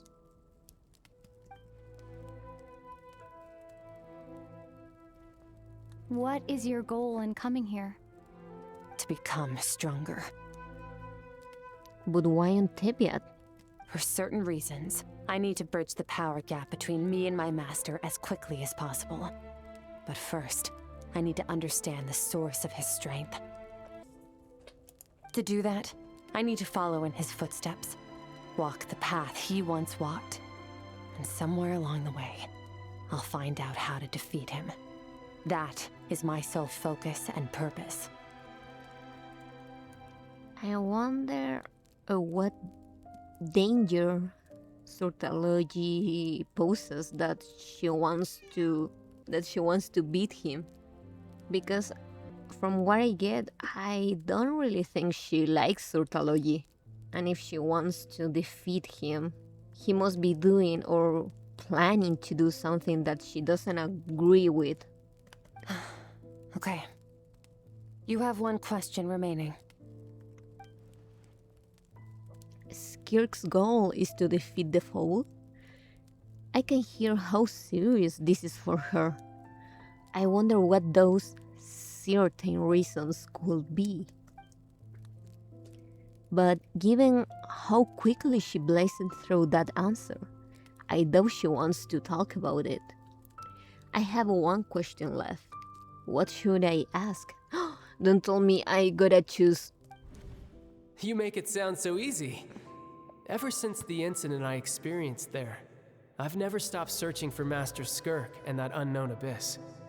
I love you, child. But it's been years now, and I've still found nothing. Look at his soulless eyes. Maybe I should. Maybe I should take this opportunity to get Child some answers. Well, your last question? You know Child is looking for you, right? Are you gonna let him see you? Ajax. His situation is different than yours. Before you ever crossed paths with me, you'd already encountered many formidable people, studied their techniques, and developed your own skill set. So, during your training, all I had to do was build upon that foundation. But Ajax was so young when he came to me. A complete blank canvas. Children can't help but imitate their role models. In the long run, that would only hinder his growth. I mean, that's true. Once Ajax has enough strength in his own right, I will allow us to meet again. Until then, let that motivate him to reach his full potential. Why? But why didn't you tell him that? That was a calm and calculated answer. It's like she was talking about something entirely mundane. I don't know why, but I'm not buying it. Yeah, that also. She makes it sound like the decision has everything to do with child and nothing to do with her. But what does she actually feel about it? The abyss is completely silent. This domain must get lonely after a while. Not to mention, she said it's been hundreds of years since she arrived in Teviat. And even longer than that if you account for how slowly time passes here. Unlike you, I have no desire to establish a connection with the world. The weak and the lowly have no right to remember me. They're lucky they only have a few missing memories to show for it. She's shying away from child. For some strong reason. In all that time, she never established a connection with this world. Was it really just because she looks down on the weak? Yeah, I said it in the beginning. I don't buy that excuse. I doubt she will give me a straight answer if I asked. Besides, I already used up my 3 questions. She was happy to give me cold, hard facts. But I still feel like I haven't heard her true voice. Wake up your companion. It's time to go. Hey, you're kicking me out. Everything I just told you. Best keep it a secret from her as well. Okay. Wait, we are not gonna fight whatever stole my soul? Time to go. Oh, finally. Oh no. Here we go. Where are we headed? Just follow me. I'll open an abyssal rift close to the culprit's location. It will take us to where he's hiding. Where? Of course it was going to be near the chasm.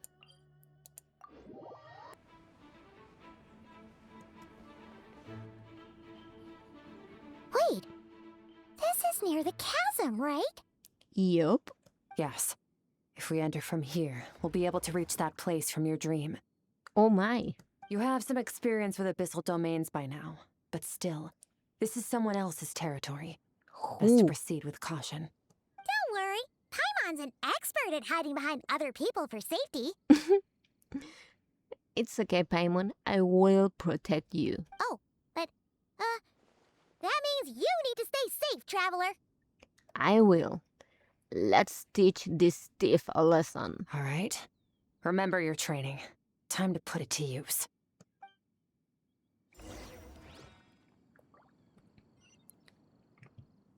All devouring. Don't tell me we are chasing Surtalogy. Because that name?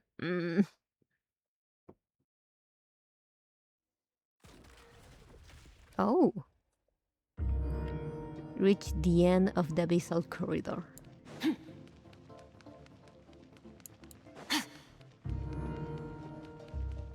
Oh.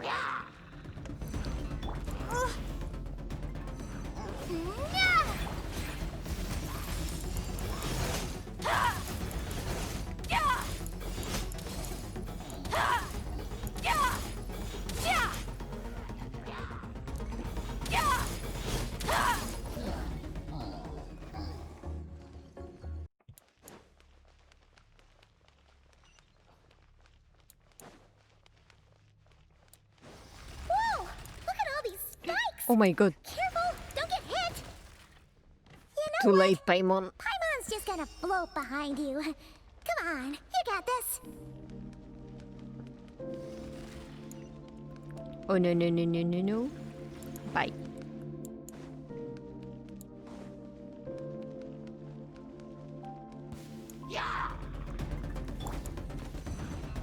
bombs away!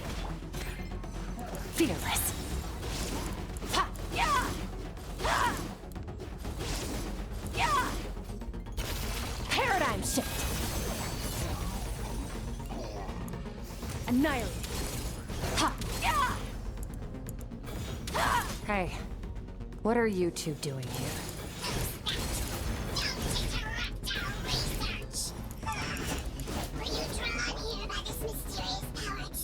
Dusty, like an abandoned house. Let's press on.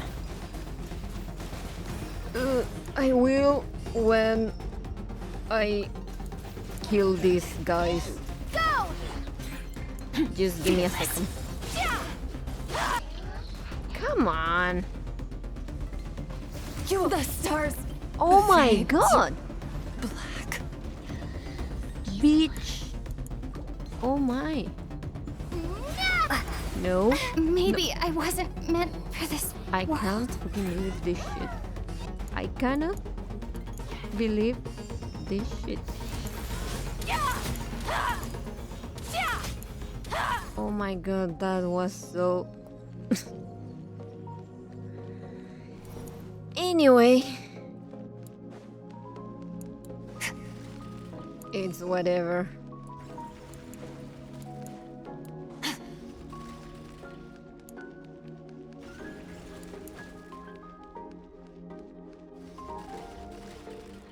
Ooh. Oh my god. Oh. Please, rest. Rest. Looks like this is a dead end. Did we make it to his hiding place? Ugh, this fog is making it impossible to see anything. This should be the place where you were attacked, traveler. It looks like it. The missing part of your soul should be nearby. Can you sense where it is? If I close my eyes and focus on the light that came from my wound back then, yes, I can sense something. And it is nearby. But I can't tell the exact location. Nothing exact, but I know it's nearby. Our opponent must have covered his tracks just in case. Otherwise, you should have sensed it much more strongly. Hold on! Look! The spikes are back! Stay calm. Let's hold back a little. Give our enemy some wiggle room so we can see what we're dealing with. If you're too reckless, we might be playing right into his hands. His hands? Oh god, it's Surtaloyi. Oh, Our enemy no. took part of your soul for a reason. It's likely he integrated it into his attack somehow. If we're smart about this, we can track it down.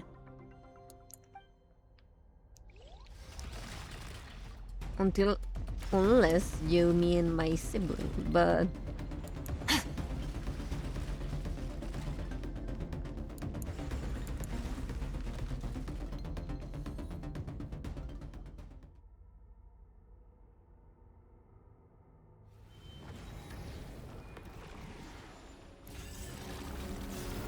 Oh no.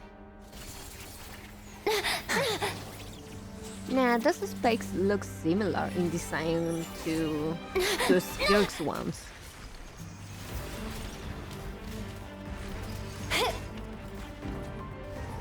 From the start, the attacks have been focused on me. Yeah, it's him. Trying to break through my defenses? I see.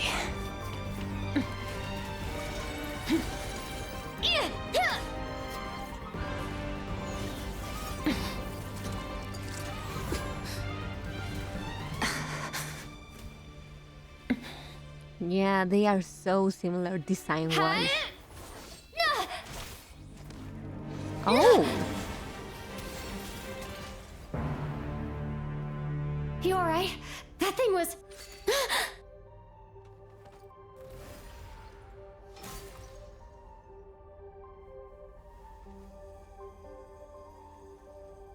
What's that?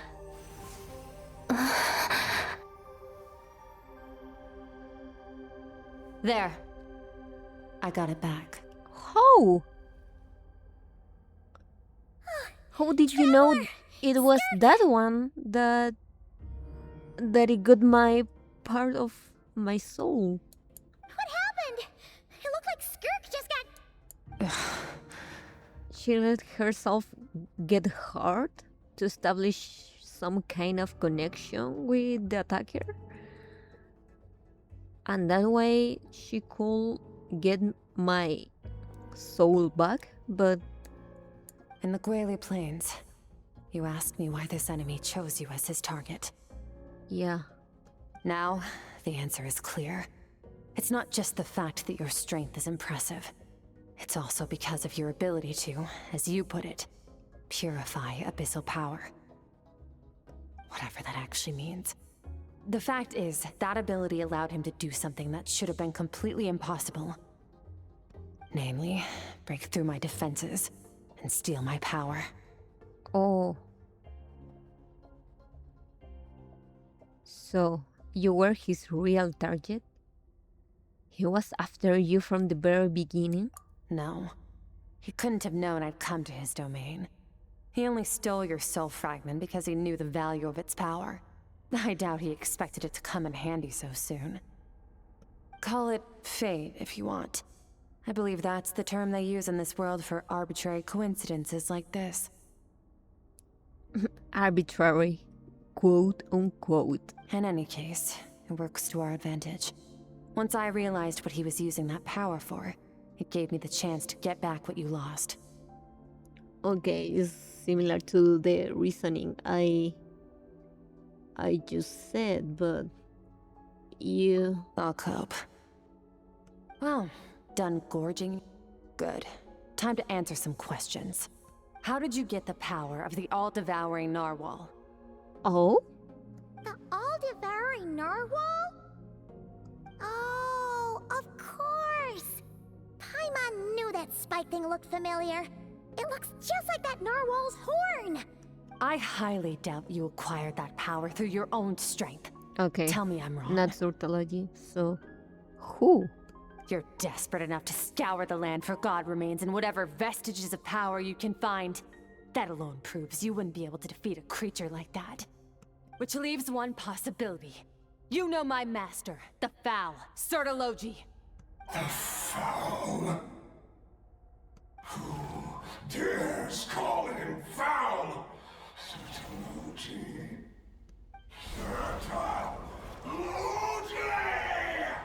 Who? Don't tell me he's one of his disciples. What's wrong? Bit off more power than you can chew? You're struggling to hold a basic conversation. Just a little longer. I'm still... Oh. Look, it's back! Those obsessed with power will let it devour them before abandoning their pursuit. What shall we do now? Keep calm and use reason to decide the best course of action. Skirk was stabbed by one of the spikes while retrieving the fragment of my soul, and in the process, some of her power was stolen. The culprit is hiding somewhere beyond the fog. I have a good understanding of his attack pattern from the fight just now. If we pursue him, our chances of winning are high. But Skirk's breathing is weaker than usual. If we attack now, I can't guarantee her or Paimon's safety. It's a hard decision to make, but I think we should get out of here. Wise decision. Final victory doesn't always come after a single battle. Yep. You've got your soul fragment back, so we both got what we came for. Let the enemy draw breath while he can. It won't be for long. Get us out of here, traveler. You'll need to lead the way this time.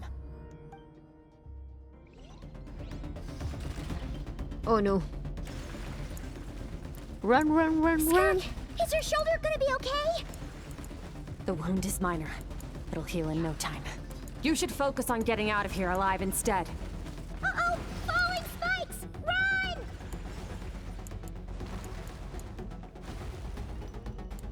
Come on, stamina! Oh no. Bye-bye.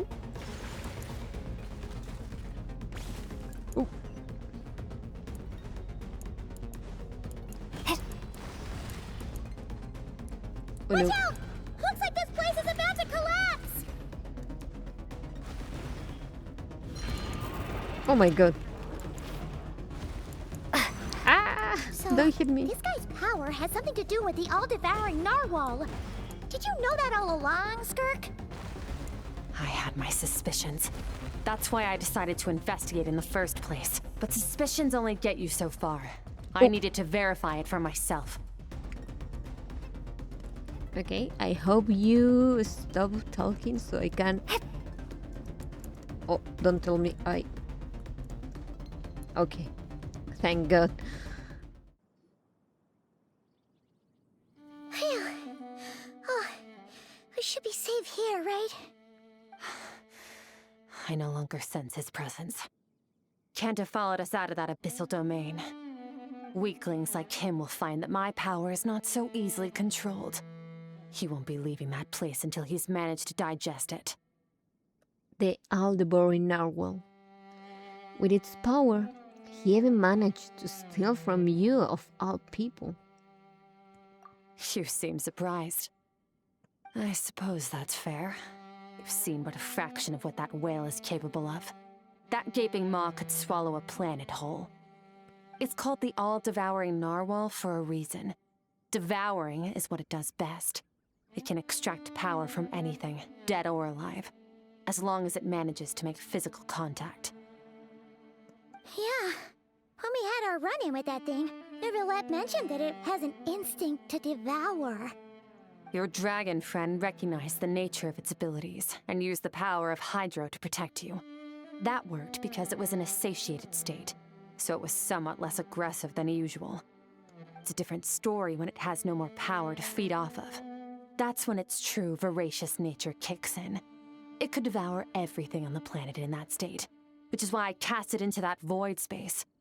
But I hadn't counted on there being anyone left on this planet capable of wielding its power. To me, that says he must have encountered the whale a long time ago. Meaning, he must have known my master. Yeah, hearing you say the foul definitely got a reaction out of him. Exactly. It told me everything I needed to know. Hence why I said we both got what we came for. But who? Who was it? Tell me. And I believe that brings our transaction to an end. No. Now that you're whole again, you can get back Tell to your me. own journey. I'll handle the rest of this situation myself. No, tell me. No way! We can't leave now! Something was stolen from you because of us! We have to help you get it back! Yeah, that also. This isn't my first taste of failure or losing power. When you fall, you get back up again and become stronger. That's how it is. But what if that monster finds you before you're all better? Plus, how are you gonna get home? It's not like you can just go swoosh and open a door to the abyss again. Not without your full strength. So, sticking with us for the time being doesn't sound so bad, does it? It's not out of pity. You said I don't want to be in your debt. Well, I still am. Fair enough. Then take this. Oh? What is it? A bag of Mora. Nothing in this world is free. I know that much. I'll leave the planning to you. Hurry up and decide where to go. We shouldn't linger. Yay! Let's travel together. We should take Skirk somewhere she can rest. But where? Paimon gets the feeling Skirk wouldn't like being around a lot of people. Oh wait! Baizhu said we could rest in the back room of the pharmacy, didn't he? Let's head there! He'll know something about Master. I'm sure of it. Next time, I need to be ready. How's the shoulder? Fine. It was just a scratch. Not really, but okay. It'll take time to recover my strength, of course. But adapting to situations like this is nothing new for me. Your outfit looks different. Oh, this? It's a star crystal suit. Abyssal energy is scarce in Tivat. Wearing this helps me access it more freely. It stores concentrated abyssal energy that I can draw from on the go. When the energy runs out, it reverts back to its original form. Let's go. Found somewhere to rest.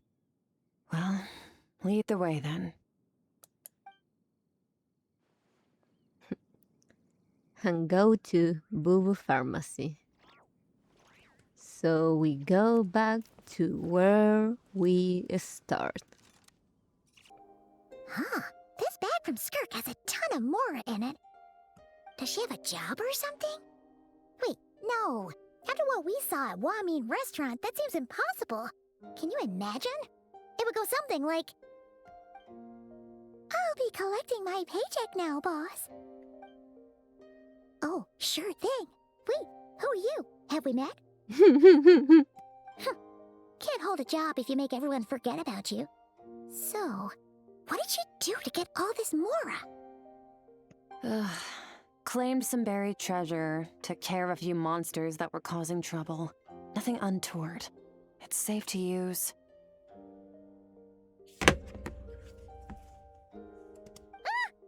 You heard all that? I mean, you weren't really quiet, you know? A sonorous voice like yours is hard Yep. to miss. I wouldn't be surprised if the sound of it traveled to the nearest mountaintop. Then, did you by chance happen to hear Paimon's little, joke earlier? You mean when you called me Frosty the Lavender Melon? Yes, you did. No. Sorry. Paimon totally misspoke just now. She didn't say that at all. It was, a Paimon lookalike. Yeah, she's a piece of work, that one. Always impersonating Paimon and giving people weird nicknames. Come on. Okay, fine. The truth is, Paimon didn't like you all that much at the start. But things are different now. You helped the Traveler in a big way, so... What do you say? Friends? That was a yes. I noticed there was only one bed. Go ahead and get some rest. Oh no, there's only one bed. Let's share. Wait, what about you? I don't get tired, and I don't need rest. I'm going to practice my sword work. That should help me regain some strength. But your shoulder... Hey, don't just leave! Whatever. Let her tire herself out. She'll come back eventually. Let's get some sleep, Traveler. That comfy bed is calling, Paimon.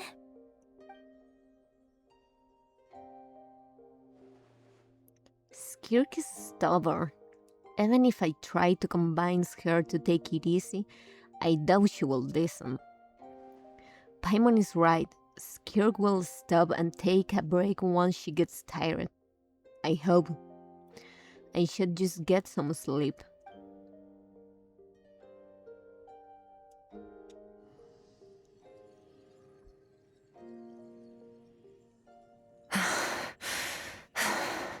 Oh no.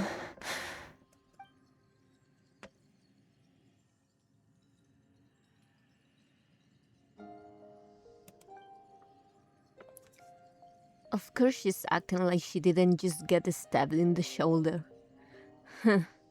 Something seems off with her though. Quiet. Who she's talking to? There's no one around, unless... the abyssal energy? Do you even remember how many of us perished in that fire? Oh How no. many bodies were left to rot on the scorched earth? Yet you alone live on.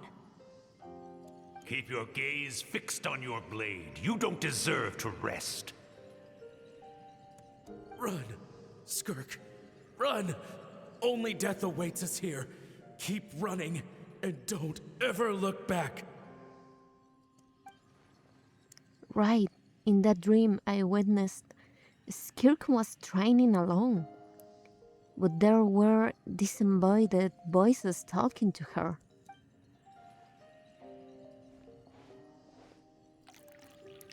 One of them mentioned a fire.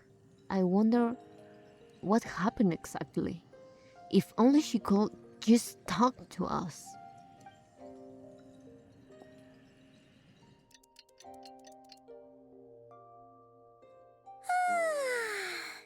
Getting an early night's sleep is the best.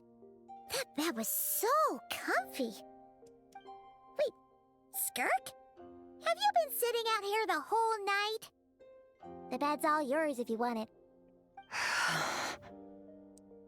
Recovered your strength yet? About 60%. Maybe 70. Whew!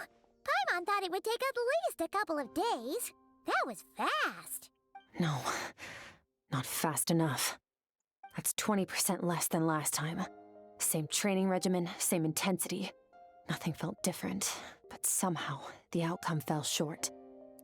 Maybe it's because of the spike that stabbed you? No, I think the problem's with me. I need to meditate for the next 2 days. Deep introspection should help me find the issue. It's your emotion, your repressed emotions. Ooh, sounds intense. We'll watch over you in the meantime, then. Thanks. See you in 2 days. Oh, okay.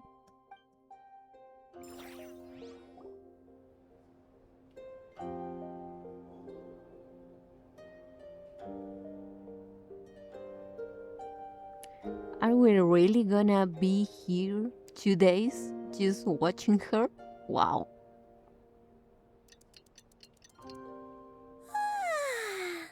Morning! Skirk is still meditating, huh? It's been 2 days already. Shouldn't she be awake by now? No idea. Paimon can't think of anything we can do to help. Oh, wait! Breakfast! That's it! Paimon will go get breakfast! Skirk is gonna be starving when she wakes up. Classic Paimon. Be right back. Hey, no. She's going without me? Wow. Skirk looks so serene. Almost like she really is asleep. Hmm? Oh! You again!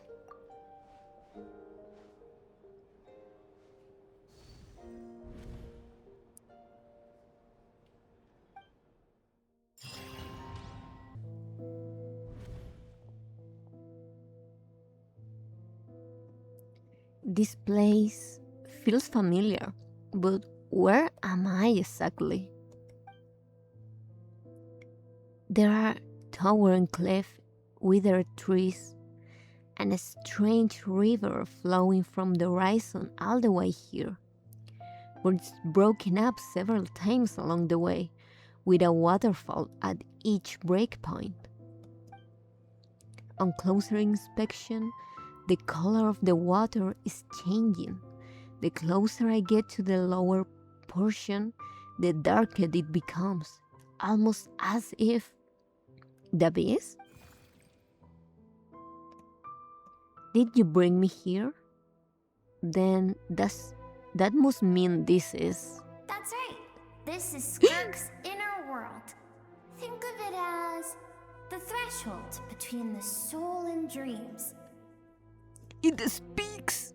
This isn't your first time here, but what you remember is probably a space covered in darkness. I only managed to illuminate a small portion for you back then. I love it. It talks! Actually, it's my first time talking to someone like this. I only managed to break free and bring you here because the injury weakened her power. I guess that's why I can speak again, too. Oh, so you are the boys that Alice was mentioning. Call it fate, if you want. I think that's the word they use in this world for lucky coincidences like this, right? So you are basically, or maybe, the real or inner world of Skirk that she sealed away. Maybe because of Surtalogy's fault. Now, before I take you to her, I gotta ask. You're the first outside visitor to ever come here, so what's your impression of this place? What is that river? Oh, you noticed. This river represents Skirk's strength. Oh. Strength accumulates over time. it is the summation of a person's lived experience. So this river is where all the fragments of Skirk's life should converge into a single stream of memories and emotions, flowing forward as one. But they aren't a single stream. They are broken. But as you can Yeah. see, this river has been severed numerous times. It's because Skirk doesn't like who she was in the past. And all she sees reflected in the river is a disgraceful shadow of who she was. She cuts through water and rock with the sword of reason, severs her connection with the past, and begins anew. Wait, that reminds me of something. You must learn to shut out all the pointless emotion. Crush the self that makes you weak, and become master Sortology's over your fault. physical form. This isn't my first taste of failure or losing power. When you fall, you get back up again and become stronger. That's how it is. I see. So it was Sortology who taught Skirk to replace all emotion with reason. Are you really realizing that now? Come on, Lumin. And since then, it's been a constant process of abandoning, refuting, and erasing her past self. I suppose that's the secret to her strength. But it's such a sad thing to think about. What has she been through? Why does it had to be this way? It doesn't have to, though. The answer to one mystery invites another question, I see. Let's follow the river upstream. There among the cliffs, among the memories etched into her heart, lies the truth of it all. Soon, you'll understand everything.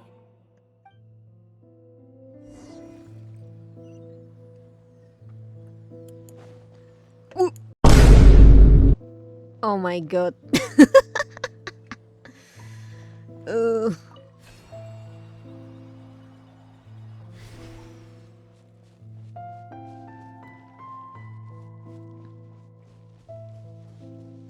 Don't tell me everything starts with the Survivor's Guild. Looks like a coastline. Wait, that's the beginning of the game. I recognize the drawing on the sand. Yeah, I draw that. Wait, isn't that the picture I drew for Paimon? Why is it showing up in Skirk's memories? I've always thought that, even when falling leaves don't come from the same tree, they can still form bonds of kinship when they meet. Like meteors, you both made a journey through the stars. Both travelers who have landed on a planet that is not your home. Yet, when she first noticed your presence, although she hesitated for a moment, she still chose to walk away, indifferent as ever. Why? If I think about it, it's not surprising at all. After what happened at one restaurant, it's obvious she prefers to disappear from other people's lives. She hasn't seen child in years either. I doubt she's ever made a connection with this world of her own volition. What I'm seeing now is a microcosm of her entire life. Seems like you've answered your own question. Skirk sees herself as a trespasser in this world. She's made a conscious choice to avoid altering its path. But the reason for that decision stems from events much earlier on in her life. Let's keep going. It's still a long way to the source of the river.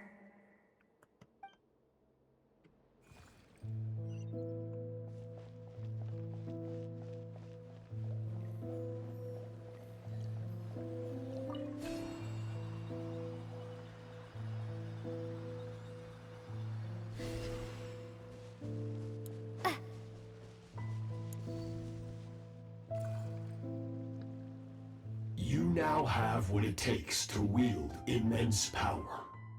From this day forth, I shall teach you no more. No one can become a worthy warrior through imitation alone. I have given you fangs and claws. Now, you must learn to hunt. You wish me to travel the world beyond on my own, Master? Indeed. Make new friends. Embark on your own journey.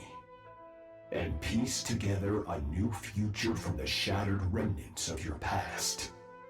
I think this is the only good advice I have seen from him. We will still have contact through the abyss. But know this. One Oh day, my god! I will take the life you worked so hard to rebuild and reduce it to ashes. Just like the fire that haunts your mind. First, that design, so cool.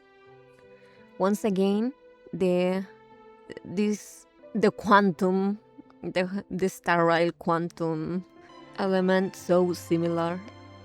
And what a bitch! What do you mean you will take her life? Skirk, you need to beat these guys' ass so hard because, wow. Why would you do that? I have told you before, fear is the catalyst for human evolution. You have tasted loss. You have known fear, so deep it can be felt in the bones. But as living beings, we all have an instinct to detach from that which harms us. And thus pain dampens over time, and the acrid taste of fear becomes but a distant memory. Yet now, I have bestowed upon you the gift of fear eternal. It You're will such a drown bitch. you in the nightmare of your childhood, or it shall drive you to defeat me, whatever the cost. I understand, but he's nasty. He's awful. Wow.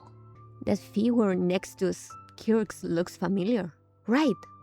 I saw the same figure during the battle against the Aldebaran narwhal. That is what Skirk's master, the foul Sertologi, looked like at one point in time. So he can change form? Of course. As a higher being, physical form is a triviality to him. He could appear as a beast, a human, or even a monster that defies description. The form you see him in here, clad in abyssal armor, is the one he usually wears when traveling through the stars. I used to think Sertologi and Skirk were just master and disciple, like a Skirk and child. Now, I see why Skirk chose to distance herself from humanity. Sertologi told her to put down roots here, while at the same time threatening to destroy whatever life she managed to create. Yeah, basically she is alone because she cares too much and doesn't want to bring harm to people just because they wanted to get to know her. For certain reasons, I need to bridge the power gap between me and my master as quickly as possible. But first, I need to understand the source of his strength. To do that, I need to follow in his footsteps, walk the path he once walked, and somewhere along the way, I'll find out how to defeat him. That is my sole focus and purpose. Yeah, makes sense why she's so fixed on that. So that's what she meant, but I still don't understand why Sertologi will do that. From what he said, I didn't pick up on a conflict between them. I'll let you in on a little secret. The real Sirology is terrifying. The scope of his power is impossible to understand until you experience it firsthand. It is absolute, the power to crush all things. Shall we keep going? Let's see. We're about halfway there.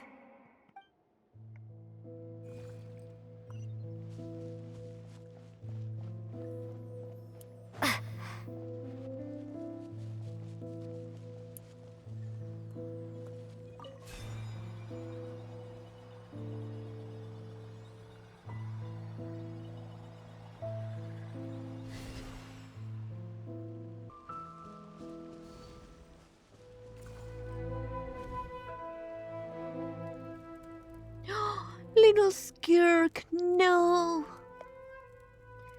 This must be Skirk when she was a child. A kid. This must be Skirk when she was a kid. We've made it quite a ways already. This is Skirk, when she first began training under Sirology. I have set your broken wrist. Tomorrow, you're to train twice as hard. No tears this time. Good. Attempting to garner sympathy through tears is a habit of the weak. A pitiful, useless ploy. He's so awful. Can I ask a question, Master? Why did you save me? I keep thinking, maybe it would be better if I had died. I wouldn't be haunted by that fire all the time. I wouldn't have to go on like this. I saved you because I have a plan for you. It has been too long since I fought a battle that demanded my full strength, and I hunger for it. Every so-called genius and prodigy I have faced has crumbled like sand underfoot. Before me, even fate bends the knee. So he just wants someone to entertain him. He's awful. So, I will teach you everything I know. Train you by whatever means necessary. In the hope that one day, you might surprise me. But I don't want to draw my sword against you, Master. What you want matters little. Among the boundless sea of stars, the cries of the weak are but faint murmurs that disappear into the void. You of all people know that well. Yes, Master. From that day forward, all she knew was grueling training, emptiness, and fatigue. After some time, her talent bloomed, and she gained control over her emotions, like her master. How should I put it? It was not that human emotion disappeared from her heart, but that reason came to dictate all she was allowed to feel.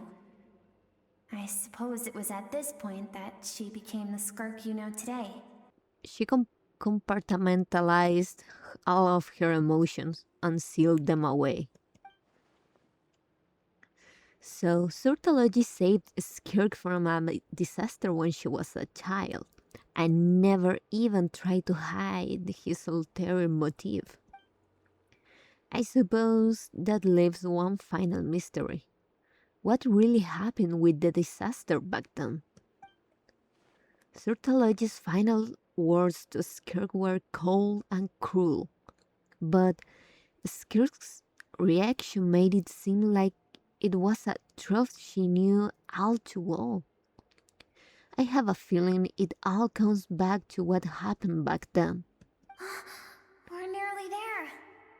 I almost don't want to reach the end. Well, shall we?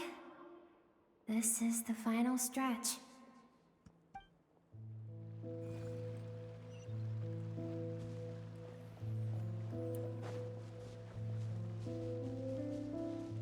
This place is so beautiful. Oh, I cannot. What? Oh, come on.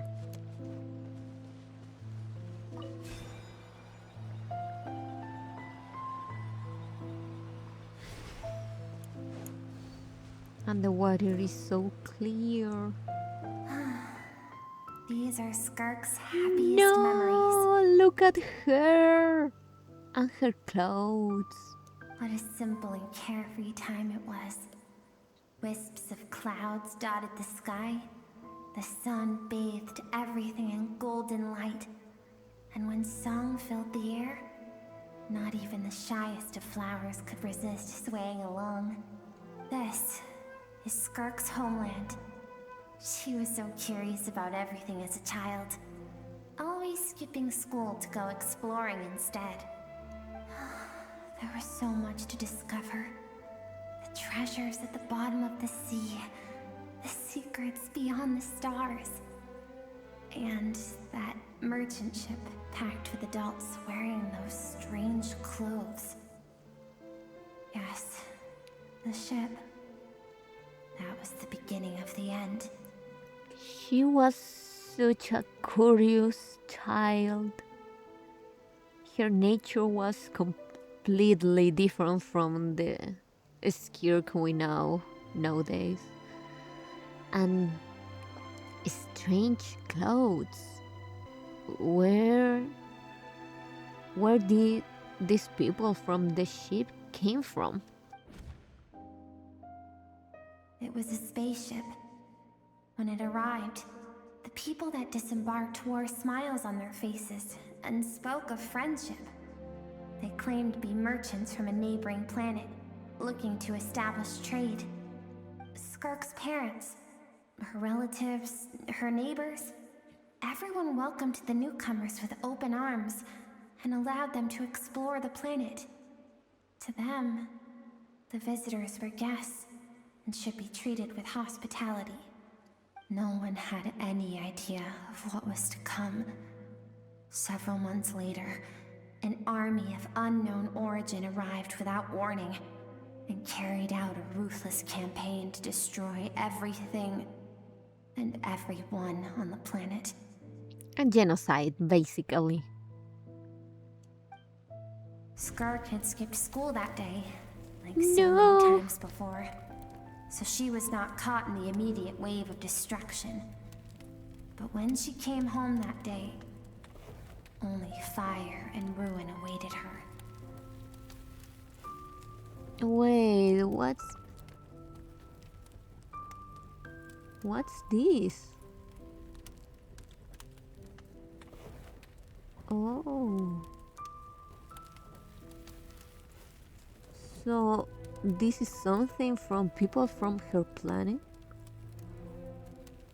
Interesting. Countless people cried out to her for help. People she knew and loved. Friends and relatives. The little girl who lived next door. The shop owner with the bad leg. The bad-tempered teacher she had made fun of just that morning. Their lives were discarded like worthless trash as the fire consumed one life after another.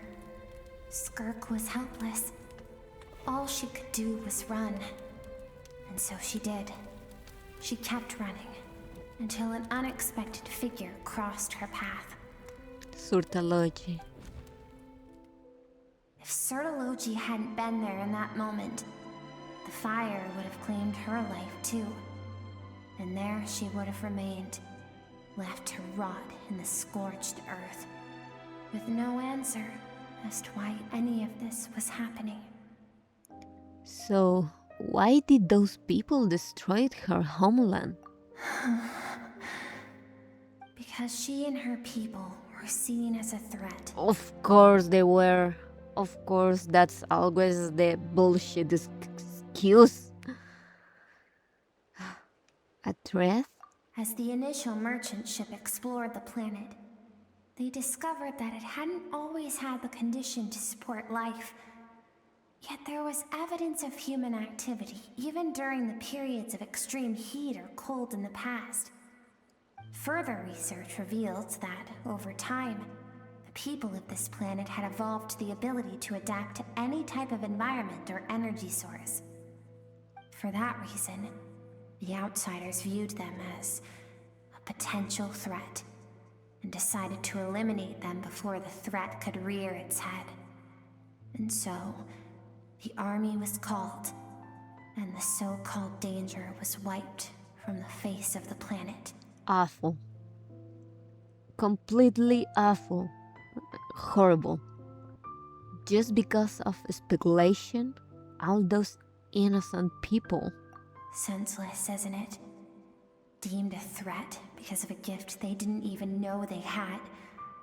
Perhaps it was their own innocence and kindness that doomed them. But in the end, that was lost to the blaze as well. They didn't even know they had that gift, and they didn't ask for it. They were just surviving. If those with power get to decide good and evil, then all you can trust in is the sword in your hand. And so, before death could claim her, she ran. She ran and never stopped. Now I see why Sortology's threat is such a terrifying prospect for her. No one wants to relive their most painful moments. Well, that brings us to the end of the story. This is as far as we can go. Skirk is waiting over there. For both of us. Oh no, this is gonna be awkward. Let's go to her. It's time to fulfill my purpose. And my greatest wish over all these years. For her to make peace with her past?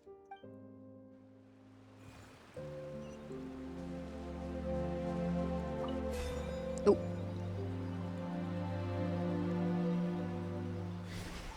Oh my god, this is beautiful. Oh. Oh, it's so beautiful.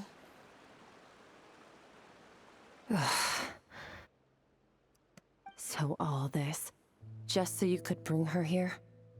Yep. Hi. I have things to say to you. Well, to me. I want someone to witness our reconciliation, even if it takes an argument to get there. And she is the best choice in this moment.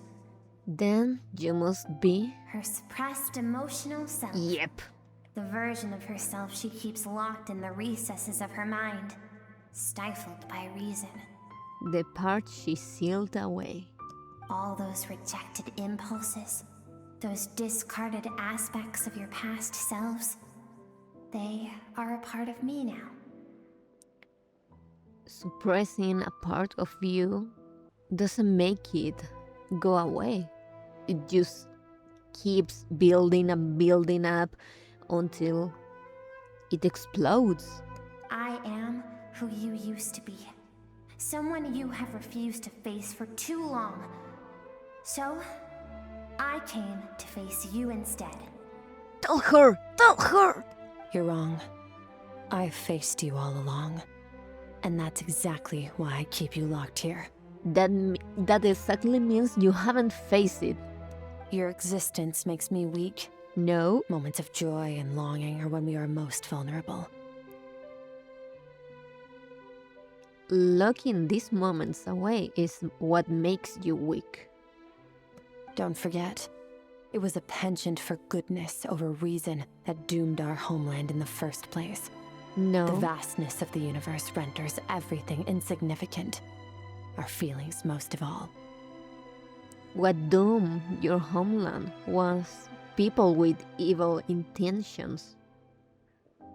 It wasn't because you make the choice to be good. Even so, learning from the mistakes of the past doesn't have to mean erasing everything. And also that. Strip yourself of your so-called weaknesses, emotions like kindness and empathy, and what makes you any different from the ruthless soldiers who slaughtered our people?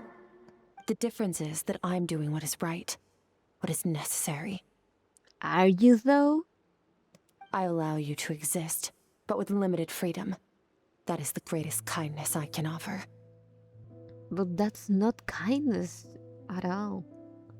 you're allowing her to exist, mostly because either you cannot bear to totally extinguish her existence, or because you can't.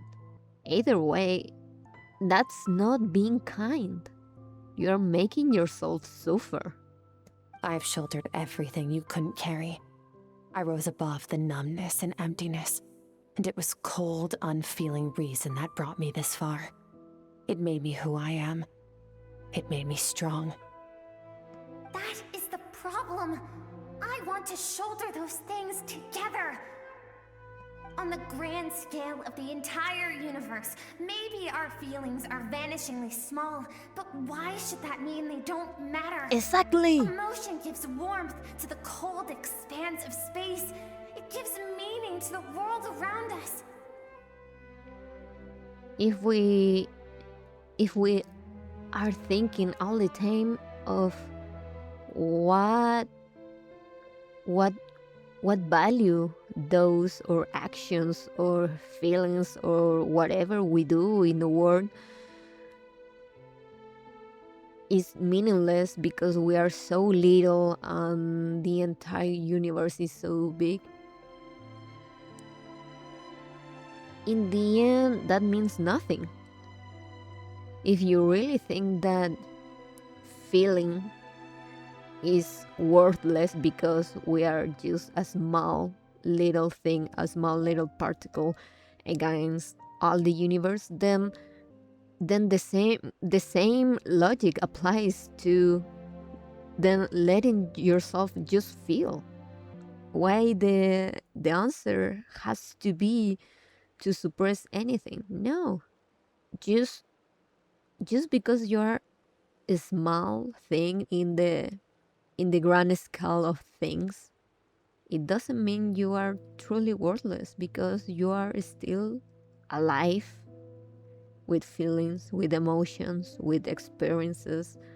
Even if it doesn't matter to the universe, it matters to you and to the other living beings that surround you. And that's enough. Think back to those nights of gazing at the stars, those afternoons of exploring the unknown. Think back and let them grant you peace. A brief respite from the pressure you put on yourself.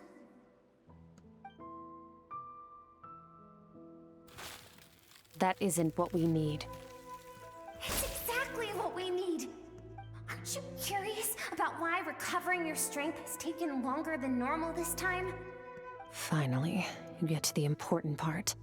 That is the only answer I came here to find. Then look around.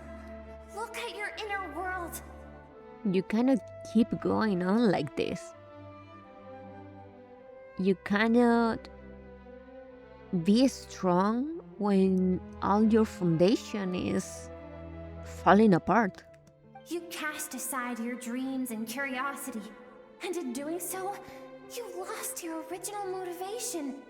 You severed all connection to who you used to be, so you can no longer draw strength from your past. Now, the only things driving you forward are fear and survivor's guilt.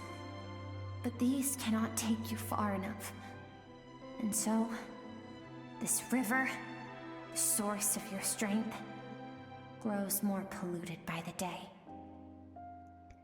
It cannot take her far enough because she fears losing whatever she has now. But if she doesn't have anything more to anchor herself to this world, relationships, feelings, emotions, that fear she has of losing everything is not strong at all. If you truly don't have something to ground yourself, something that makes you feel that it's worth to keep going on, to keep being alive, the fear of losing everything doesn't mean anything because you have nothing to lose. You are just an empty shell. And you think that means I should seek help from a weak little thing like you? Yep. Your emotional self isn't weak. Tell her! Tell her! The fact that she transcended time and broke free from her constraints to come and face you, that proves it. Thank you for saying that. I knew bringing you here would be the right choice. To be honest, I'm not here to argue with you. This isn't about who's right or wrong. And in fact, I agree that in order to make it through the wake of that tragedy, we had to distance ourselves from the pain through reason over emotion. But what is right at one point in time isn't right forever. I know you will never forget that fire. I know the fact that you were the sole survivor fills you with guilt. And I know that among the voices that haunt you, mine is there too. Because deep down, you know that you didn't turn out to be the person you wanted to be. All those unfulfilled hopes are like knives to the heart. And I don't want you to hurt anymore. So even if you can't accept me, I hope, at least, that you can let go. I keep thinking, maybe it would be better if I had died. I wouldn't be haunted by that fire all the time. I wouldn't have to go on like this.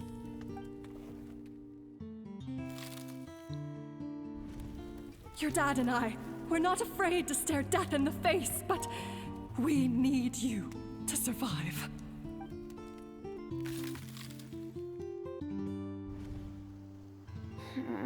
I'm sick of being a kid. There's so many amazing things out there, and I'm ready to see them all.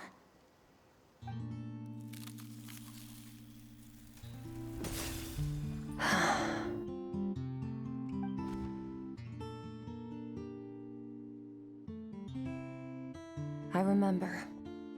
There was a song Mom and Dad always sang when we went out to fetch water. Yes! Dancing water. The sand along your path is begging for your song and movement. Will you carry this burden with you on your journey? I am not the dancing water, and you are not the burdensome sand. But if this is your wish, then I will carry you with me until the end. Yes! Thank you. I should be thanking you.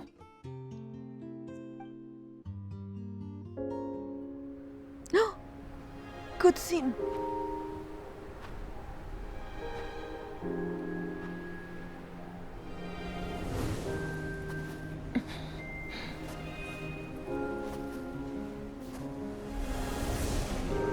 Run, Skirk, run! Remember, leave no one alive! Heed my words, Skirk. Let fear take root in your soul. Did you survive? Why was it only you? Skirk, did you become a positive light in this world?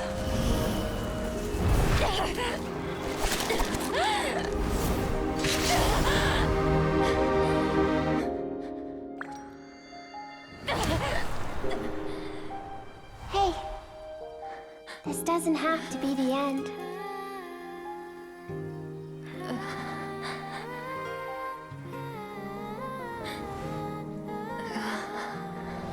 Life is a gift. Don't let darkness claim it.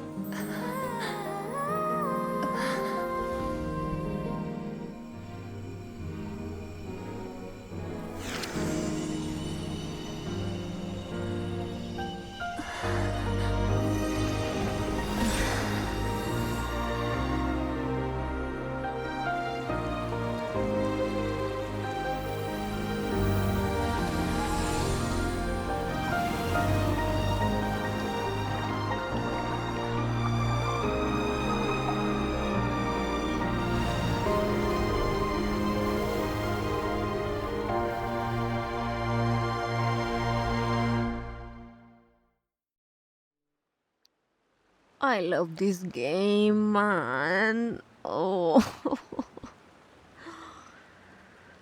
So, you saw my memories then? Yes, I did. Please give me a minute. Oh. I hope you never miss us with those kind of cutscenes.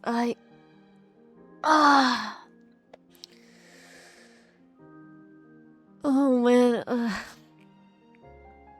it was so beautiful.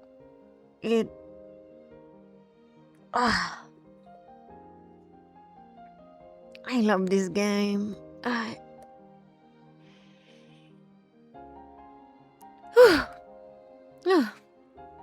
Wow. Wow. Wow. And the music is not helping. Oh my.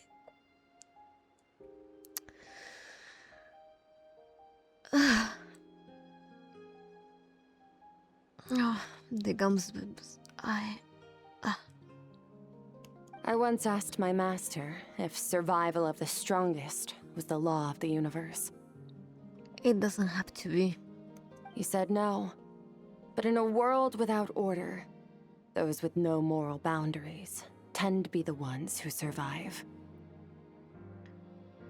Fuck, what he said has logic. I don't agree with it, but it makes sense. But that isn't true strength. Power is not a substitute for doing what is right. That's why, after hearing his answer, an idea came to mind. An idea that, one day, I would create a new world order. One in which there would never be another tragedy like that fire. One in which power was not the law of the land. But that means I must defeat him. Because my master, Sertologi, is, at the core, a defier of all rules and order. Sounds like you have your work cut out for you. Yes, and not just because of the gap in our abilities, but also because I have no reason to see him as an enemy. Although his decision to train me was not made out of kindness, he did everything a master should. He saved my life, taught me the sword and the principles of strength. And for that, I respect him. But he intends to face you in battle one day. I know. And it's not something I want. But Master never goes back on his word. I have to treat everything he says as a promise. He's no longer into that, but he sends me messages through the abyss every now and then. Most of them are simple greetings, or an answer to one of my questions. Every time I hear from him, my heart skips a beat. And I wonder if this is the moment where he'll finally appear before me and tear down everything I've built to pieces. Maybe that means I do live in eternal fear, just like he said. Yes, I respect him, but I'm also afraid of him. And for that reason, the pursuit of strength consumes every moment of my life. And he's an awful person because of that. No one should be living in fear like this. It's not right. I don't know what Master has planned, but I have to be ready.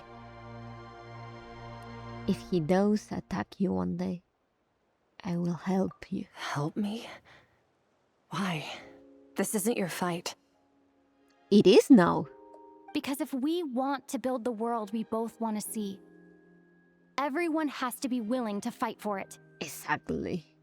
If we all do our part, we can make the entire universe a kinder place.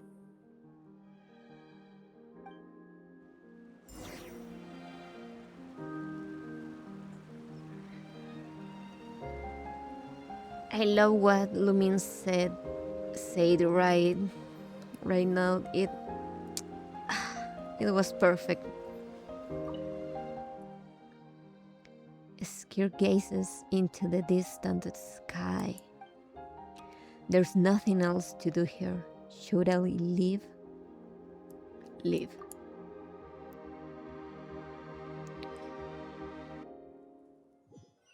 Oh man.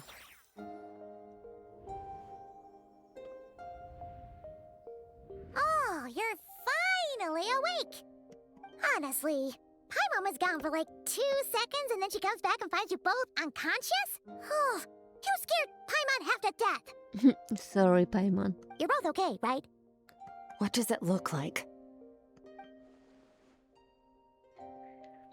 Looks like your strength is back. Only water from the source can cleanse the rot and filth that flows from the past into the future. I taught you to incorporate the experiences from your journey into how you fight. I suppose what happened today will become an inseparable part of who I am. Yep, it will. Okay, so Paimon feels like she's missing some important context. Don't worry about it, Paimon. But whatever. Paimon brought back tons of delicious snacks. Let's dig in. The three of you enjoy the snacks. All right. It's about time we finished what we started. We're gonna deal with this thief for good, right? Finally, let's show him what we're made of. This time, I'm not going to tell you to hold back. But having digested even more power in the meantime, he's going to be tougher than before. That's no problem for me. The good news is, we have no reason to pull our punches this time. So, let's go. Same place as last time. Let's go.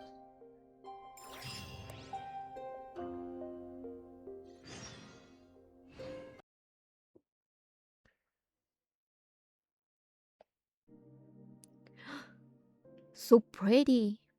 Is this a... The fog is gone! This is a black hole. What is the nihility doing here? Oop. What? Isn't that the form the all-devouring narwhal changed into? How come he knows that, too? That's what the fowl used to look like. Really? So, you're telling Paimon that giant whale and this guy can both turn into the fowl? How does that work? He must be something like a mimic, because we know that Abyssal Power has that ability. It's a subconscious instinct. Any intelligent being who longs for his level of strength is bound to mimic his appearance. It's a natural response after encountering someone as powerful as Master. This makes me wonder if this also applies to the nature of the abyss itself, and that's why it mimics so much. To them, he represents ultimate power. We know the person before us has encountered Master, and we know he stole a portion of my power. So it's not surprising that he would assume this form. Who is this person? Okay. Oh, the closer Paimon looks, the more intimidating it gets. Don't worry, Paimon. I'm here. Nervalette isn't here this time, so it's up to us. He won't have the nerve to steal again after we're done with him. Let's teach this guy a lesson. Let's go! Oh!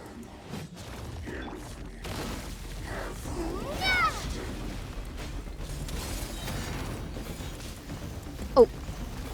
I'm not doing any damage. Oh my god.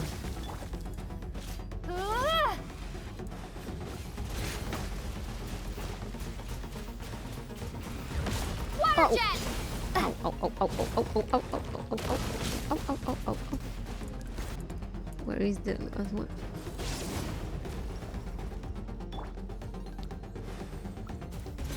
Come on, some water. Ow, ow, ow, ow, ow, ow, ow, ow. Oh no, no, no, no, no. Oh, oh. Oh no. Oh no, no, no, no, no, no, no, no, no, no, no, no.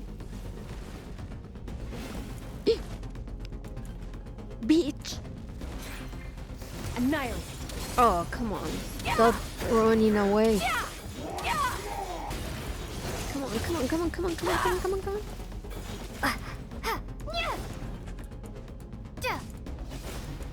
Come on, come on, come on.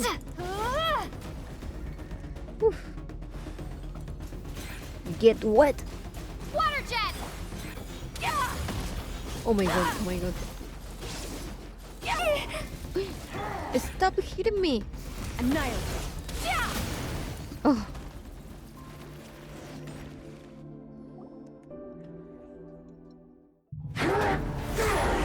Good.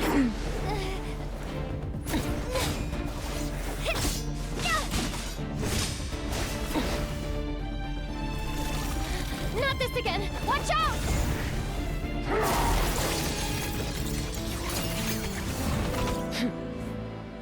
Haven't had enough of my power.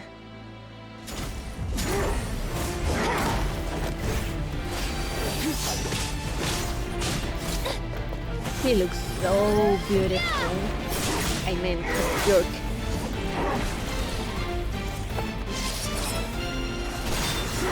Yes, you go, girl. Hit him.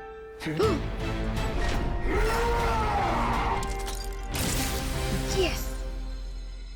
That's my soul. Well then. No, wait. Let's see how much more of this power you can handle.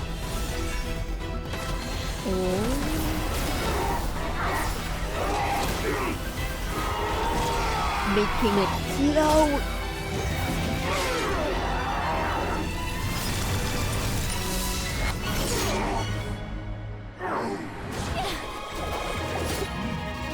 The final strike. Yes. But I still don't know who he is.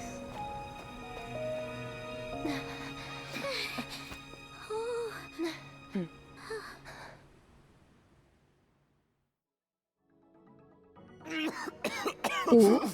Oh my god, a Kyrian? Well, have you come to your senses? These are Kyrian clothes. You saw that my body was at its limit. So, you deliberately channeled your power into me, knowing that it would destroy my shell from within.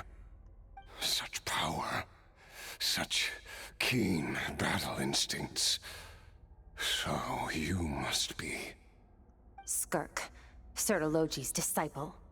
How long has it been? How long has he been away from Tevat? Hundreds of years. Hundreds?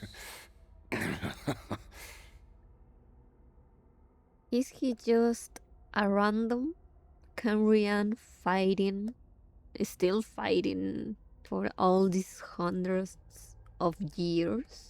Sorry, it's a lot to take in. Oh. I should introduce myself. I am Skofnungar, a friend of your master and one of his followers. Oh no, you are basically just a lost soul.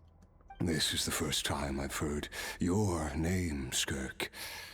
But hundreds of years ago, I knew you existed. And I knew you would come here. Hundreds of years ago? Sounds like you and Master have quite the history. Care to tell us about it? Of course. Might as well take advantage of a clear head while I can. The story starts a long, long time ago. I was born into a noble family in Conria. As the eldest son, I was set to inherit our title. But I contracted an incurable illness as a child, and everyone gave up on me. Okay, this is the start of why this person wants to get stronger. I trained the sword harder than anyone else, defeated all of my peers. But it was all in vain. When other people looked at me, all I saw in their eyes was pity, or a strange glee in my misfortune. Even my parents, who were just waiting for me to die. Damn. Nobody believed in him. Over time, my heart hardened, and I became aimless.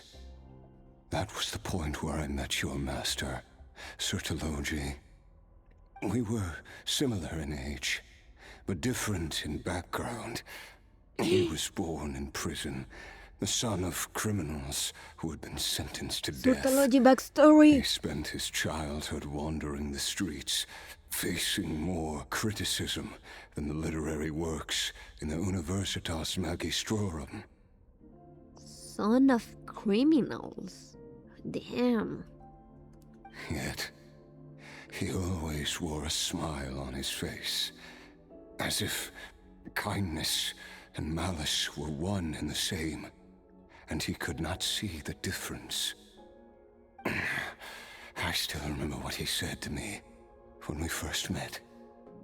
You need to fight to survive. Even if it's a losing battle, it should light a fire under you. How can you sit back like this and go down without a fight? That does sound like something he would say. Sertologi did have some good points in his philosophy. He just went to the extreme. He was the first to acknowledge that I was worth something, and he inspired me to keep going. When we sparred together, it was the first time I'd actually felt the thrill of combat. When I was 10, he stole forbidden research materials and managed to cure my illness. It was like there was nothing in this world he couldn't accomplish. When it came to the human form, he was always intent on pushing the boundaries of possibility. But somewhere along the way, I fell behind. My talents were nothing compared to his, and at some point, I realized he had pulled so far ahead, I was too embarrassed to even ask him to spar. But you already survived more than anyone expected. That's an accomplishment in itself. After his grand endeavor was successful, he sought me out and said to me, "This planet no longer holds anything of interest to me, so I'm leaving. But first, I have an offer. I can use a power I have just refined to break the curse of immortality for you." What? He can do that? Your death was once what we worked so hard to prevent. But the immortality you now face is a different kind of pain altogether. I'll pass. Immortality doesn't sound so bad to me. Since I can't die, it means I have an infinite amount of time to get stronger. Maybe I'll finally catch up to you one day, and we can spar like we used to. Are you sure? I cannot say when I will return. Your body, or rather, your soul, might not be able to withstand this curse. Yeah, exactly. You are a human after all. You were not made to endure eternal immortality, and we have seen what this curse has done to other people. They just lost their mind. All I can do is try. After all, a wise man once told me, people need to fight for their own survival. Wise indeed. Nevertheless, if you grow weary of the pain of immortality, and wish to experience a good sparring match before you wither away, Seek out my disciple. Oh, okay. I see. Disciple? Never thought I'd hear that word coming from you. Nor I. But Betwixt said I was destined to find a disciple out there in the universe and bring her to Tibet. Oh? So it was his fault that he took a disciple. You know as well as I, Betwixt's prophecies are never wrong. Well, now I'm curious about who this disciple of yours will be. All Betwixt said was that one day, the stars shall bow in her honor. Oh? Interesting. Sounds pretty impressive. Of course. Only the most outstanding people would have the right to become my disciple. Still self-assured as ever, I see. But you're not wrong. I'll be leading them. Oh, and if you are serious about getting stronger, I left you a little gift in the primordial sea. As I've said before, walk whatever path you want. Freedom means even the wicked get to make their own choices. This mother... Oh my god. I left you a little gift in the primordial sea. Yeah, the thing that almost fuck up this planet. Oh my god. Waiting for me in the primordial sea was the all-devouring narwhal, already beaten into submission by Sertologi. In its weakened state, I was able to cut off part of its flesh and sew it into my own heart. What a terrible decision.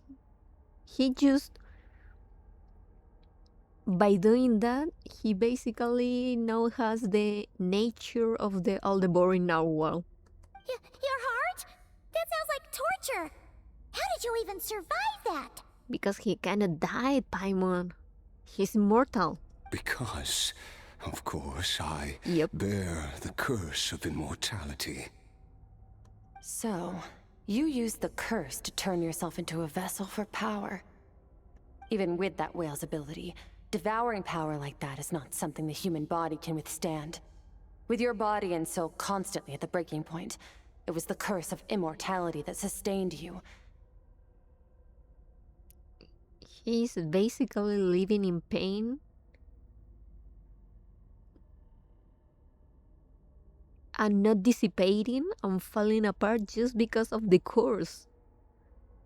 Wow. But that is not the path to strength. You have to pour your heart into it, work for it, dream of it. Instead, you stole something that didn't belong to you, and it backfired. Yep. You're right. I should have known better, but I had already pushed myself to my limits, and he was still miles ahead of me. So I had to take a leap of faith. I mean, he did, but a power that is stolen will never obey you. I miss your master. I miss the days when we were all together, troublemakers without a home. I don't regret the choice I made. But if you'll allow it, I do want to apologize. To both of you. Yeah, I mean, I cannot blame him because he's just a madman with his mind basically lost. So yeah, I really cannot blame him. I don't agree After the though. beating we just gave you, I think we can call it even. You're an interesting one as well. Sertologi's disciple. That's a lot to live up to. It can't have been an easy experience. Oh, it wasn't. I know what he's like. He rules with an iron fist, using despair and fear to force you to catch up to him, all the while standing ever out of reach. We're like mountain climbers in the dark, never knowing how much higher we have to climb, or when we will see the sun again. Brother, you just fell in love with the wrong person, like with a walking red flag. True. But I made up my mind long ago. No matter how dark it gets, I will not give in to despair. I will overcome it. Besides, after hearing your story, I suspect what Master really wants is not a battle that demands his full strength, but rather a defeat without regrets. Oh? Since you're his friend, you must have some things in common. The first time we came here, when you stabbed me through the fog and stole my power, I felt no emotion coming from that spike. But when you had to devote all your strength fighting me just now, I could feel joy and passion emanating from your blade. It was the joy of a researcher discovering the truth of the world, the joy of an artist uncovering a temple of wonders. Interesting. I'm certain I didn't express those emotions outright, yet you were able to read them from my blade, like a glimpse into my inner world. That's because your blade speaks for you. That's what swordmanship is all about. You're right. That battle brought me an unbridled sense of joy, and my defeat brings me no regret whatsoever. Exactly. I think Master also craves a battle like that. One where his opponent forces him to use all his strength, unlock the extent of his potential, and transcend his own limits. A battle to end all battles. His ambition is just be so unstoppable that someone stops him. After which, all can come to an end, including, perhaps, his life. Yep. For that very reason, good and evil are meaningless to him. He has one purpose, one goal, to complete himself. It's one of the secrets to his strength. Perhaps you're right. Perhaps that is his call. What a battle that would be. Oh, to witness such a... Oh no, the time is up. Yep. Are you okay? Too many different kinds of power are surging through my body. The curse of immortality allows it all to coexist, but it does not remove the pain. Yeah. I won't be able to hold on to my sanity for much longer. What a shame. I would have loved to witness that battle. Sir Telogi once offered to free me from this curse. Now, I must ask that of you, Skirk. Can you release me from the pain? I don't know. Can she? Can she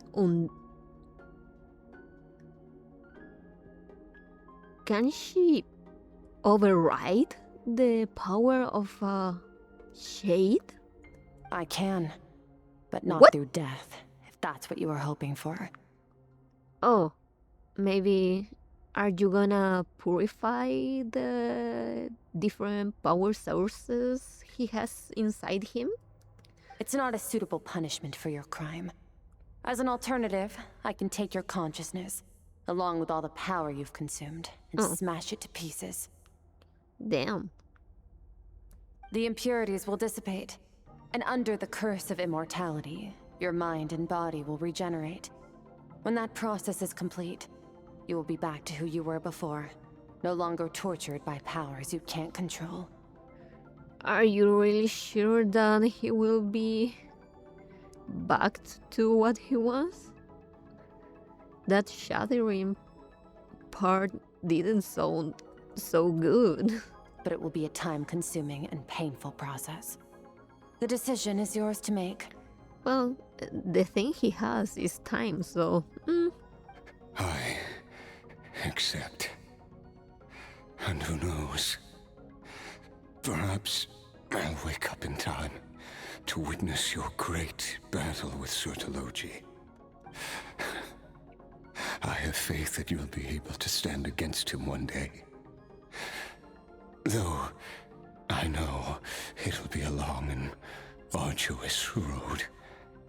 If we are climbers in the dark, it appears the dawn has finally broken for me.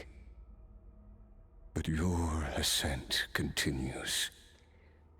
And it will keep ascending. At least, it looks like you are not alone on your journey. Yep, she has I me. will reach the top of this mountain, no matter what it takes. And you, Skofnunger, will be my witness at the end of all things. Whew, that's finally over. Let's get out of here. Yay! At least we don't have to make a mad dash for the exit like last time. Oh, I wanted to speak to her. Skirk gazes into the distant sky. There's nothing else to do here. Should I leave? Leave.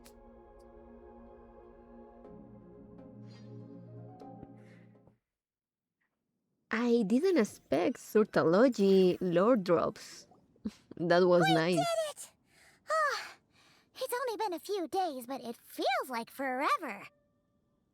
Once again, we've proved there's nothing we can't overcome.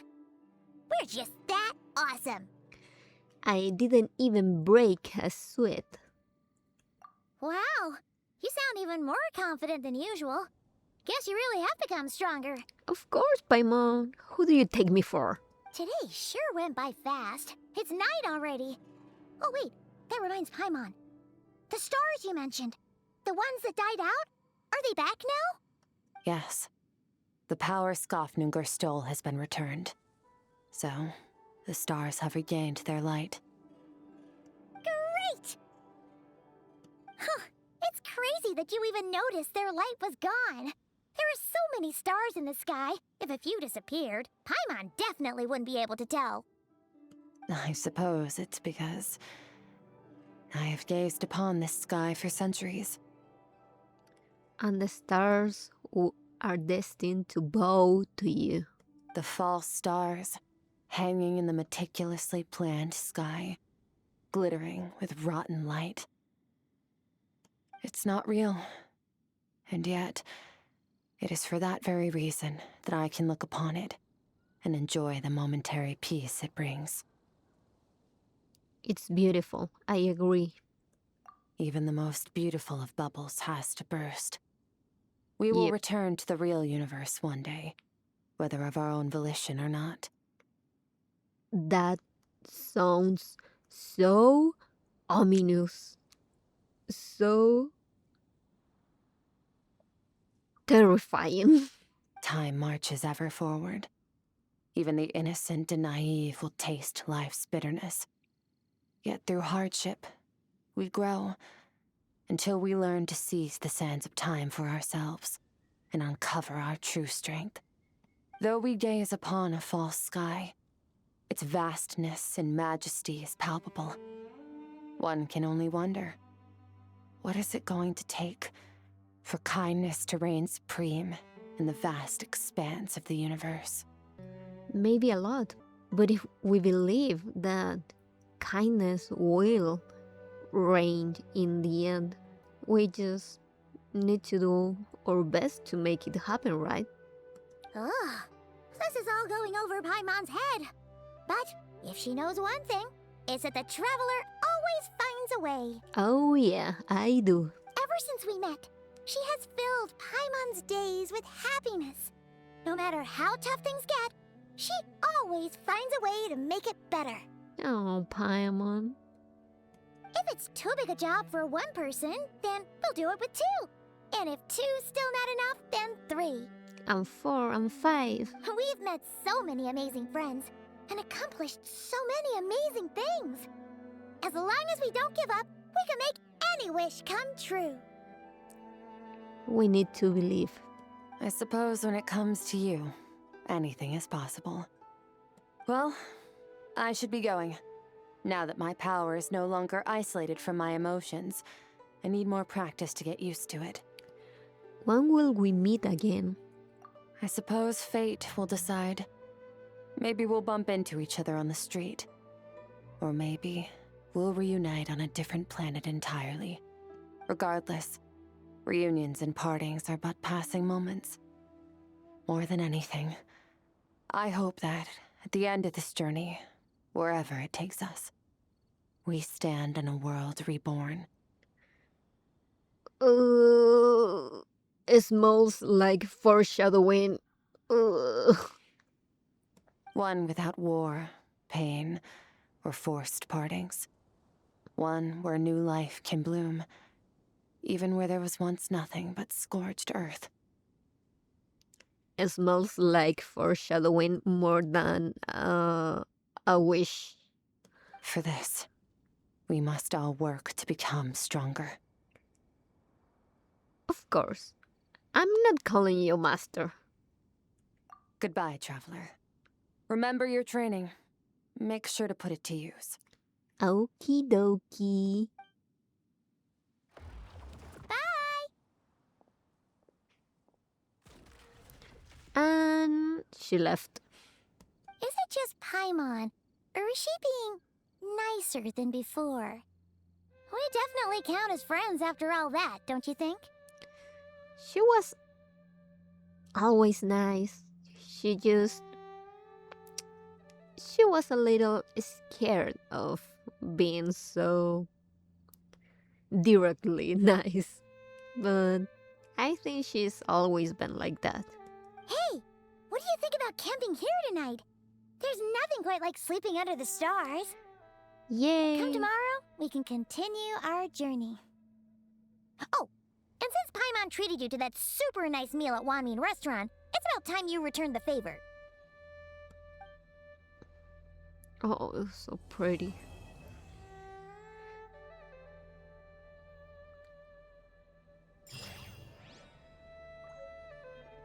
Oh! New items. Oh my god. Oh my god. We got a bunch of stuff. Okay. Lingering Euphonia. A guitar that Skirk made based on the instruments of her homeland. The guitar has a unique charm when played. Its ancient melody seems to hum of a history that nobody recalls.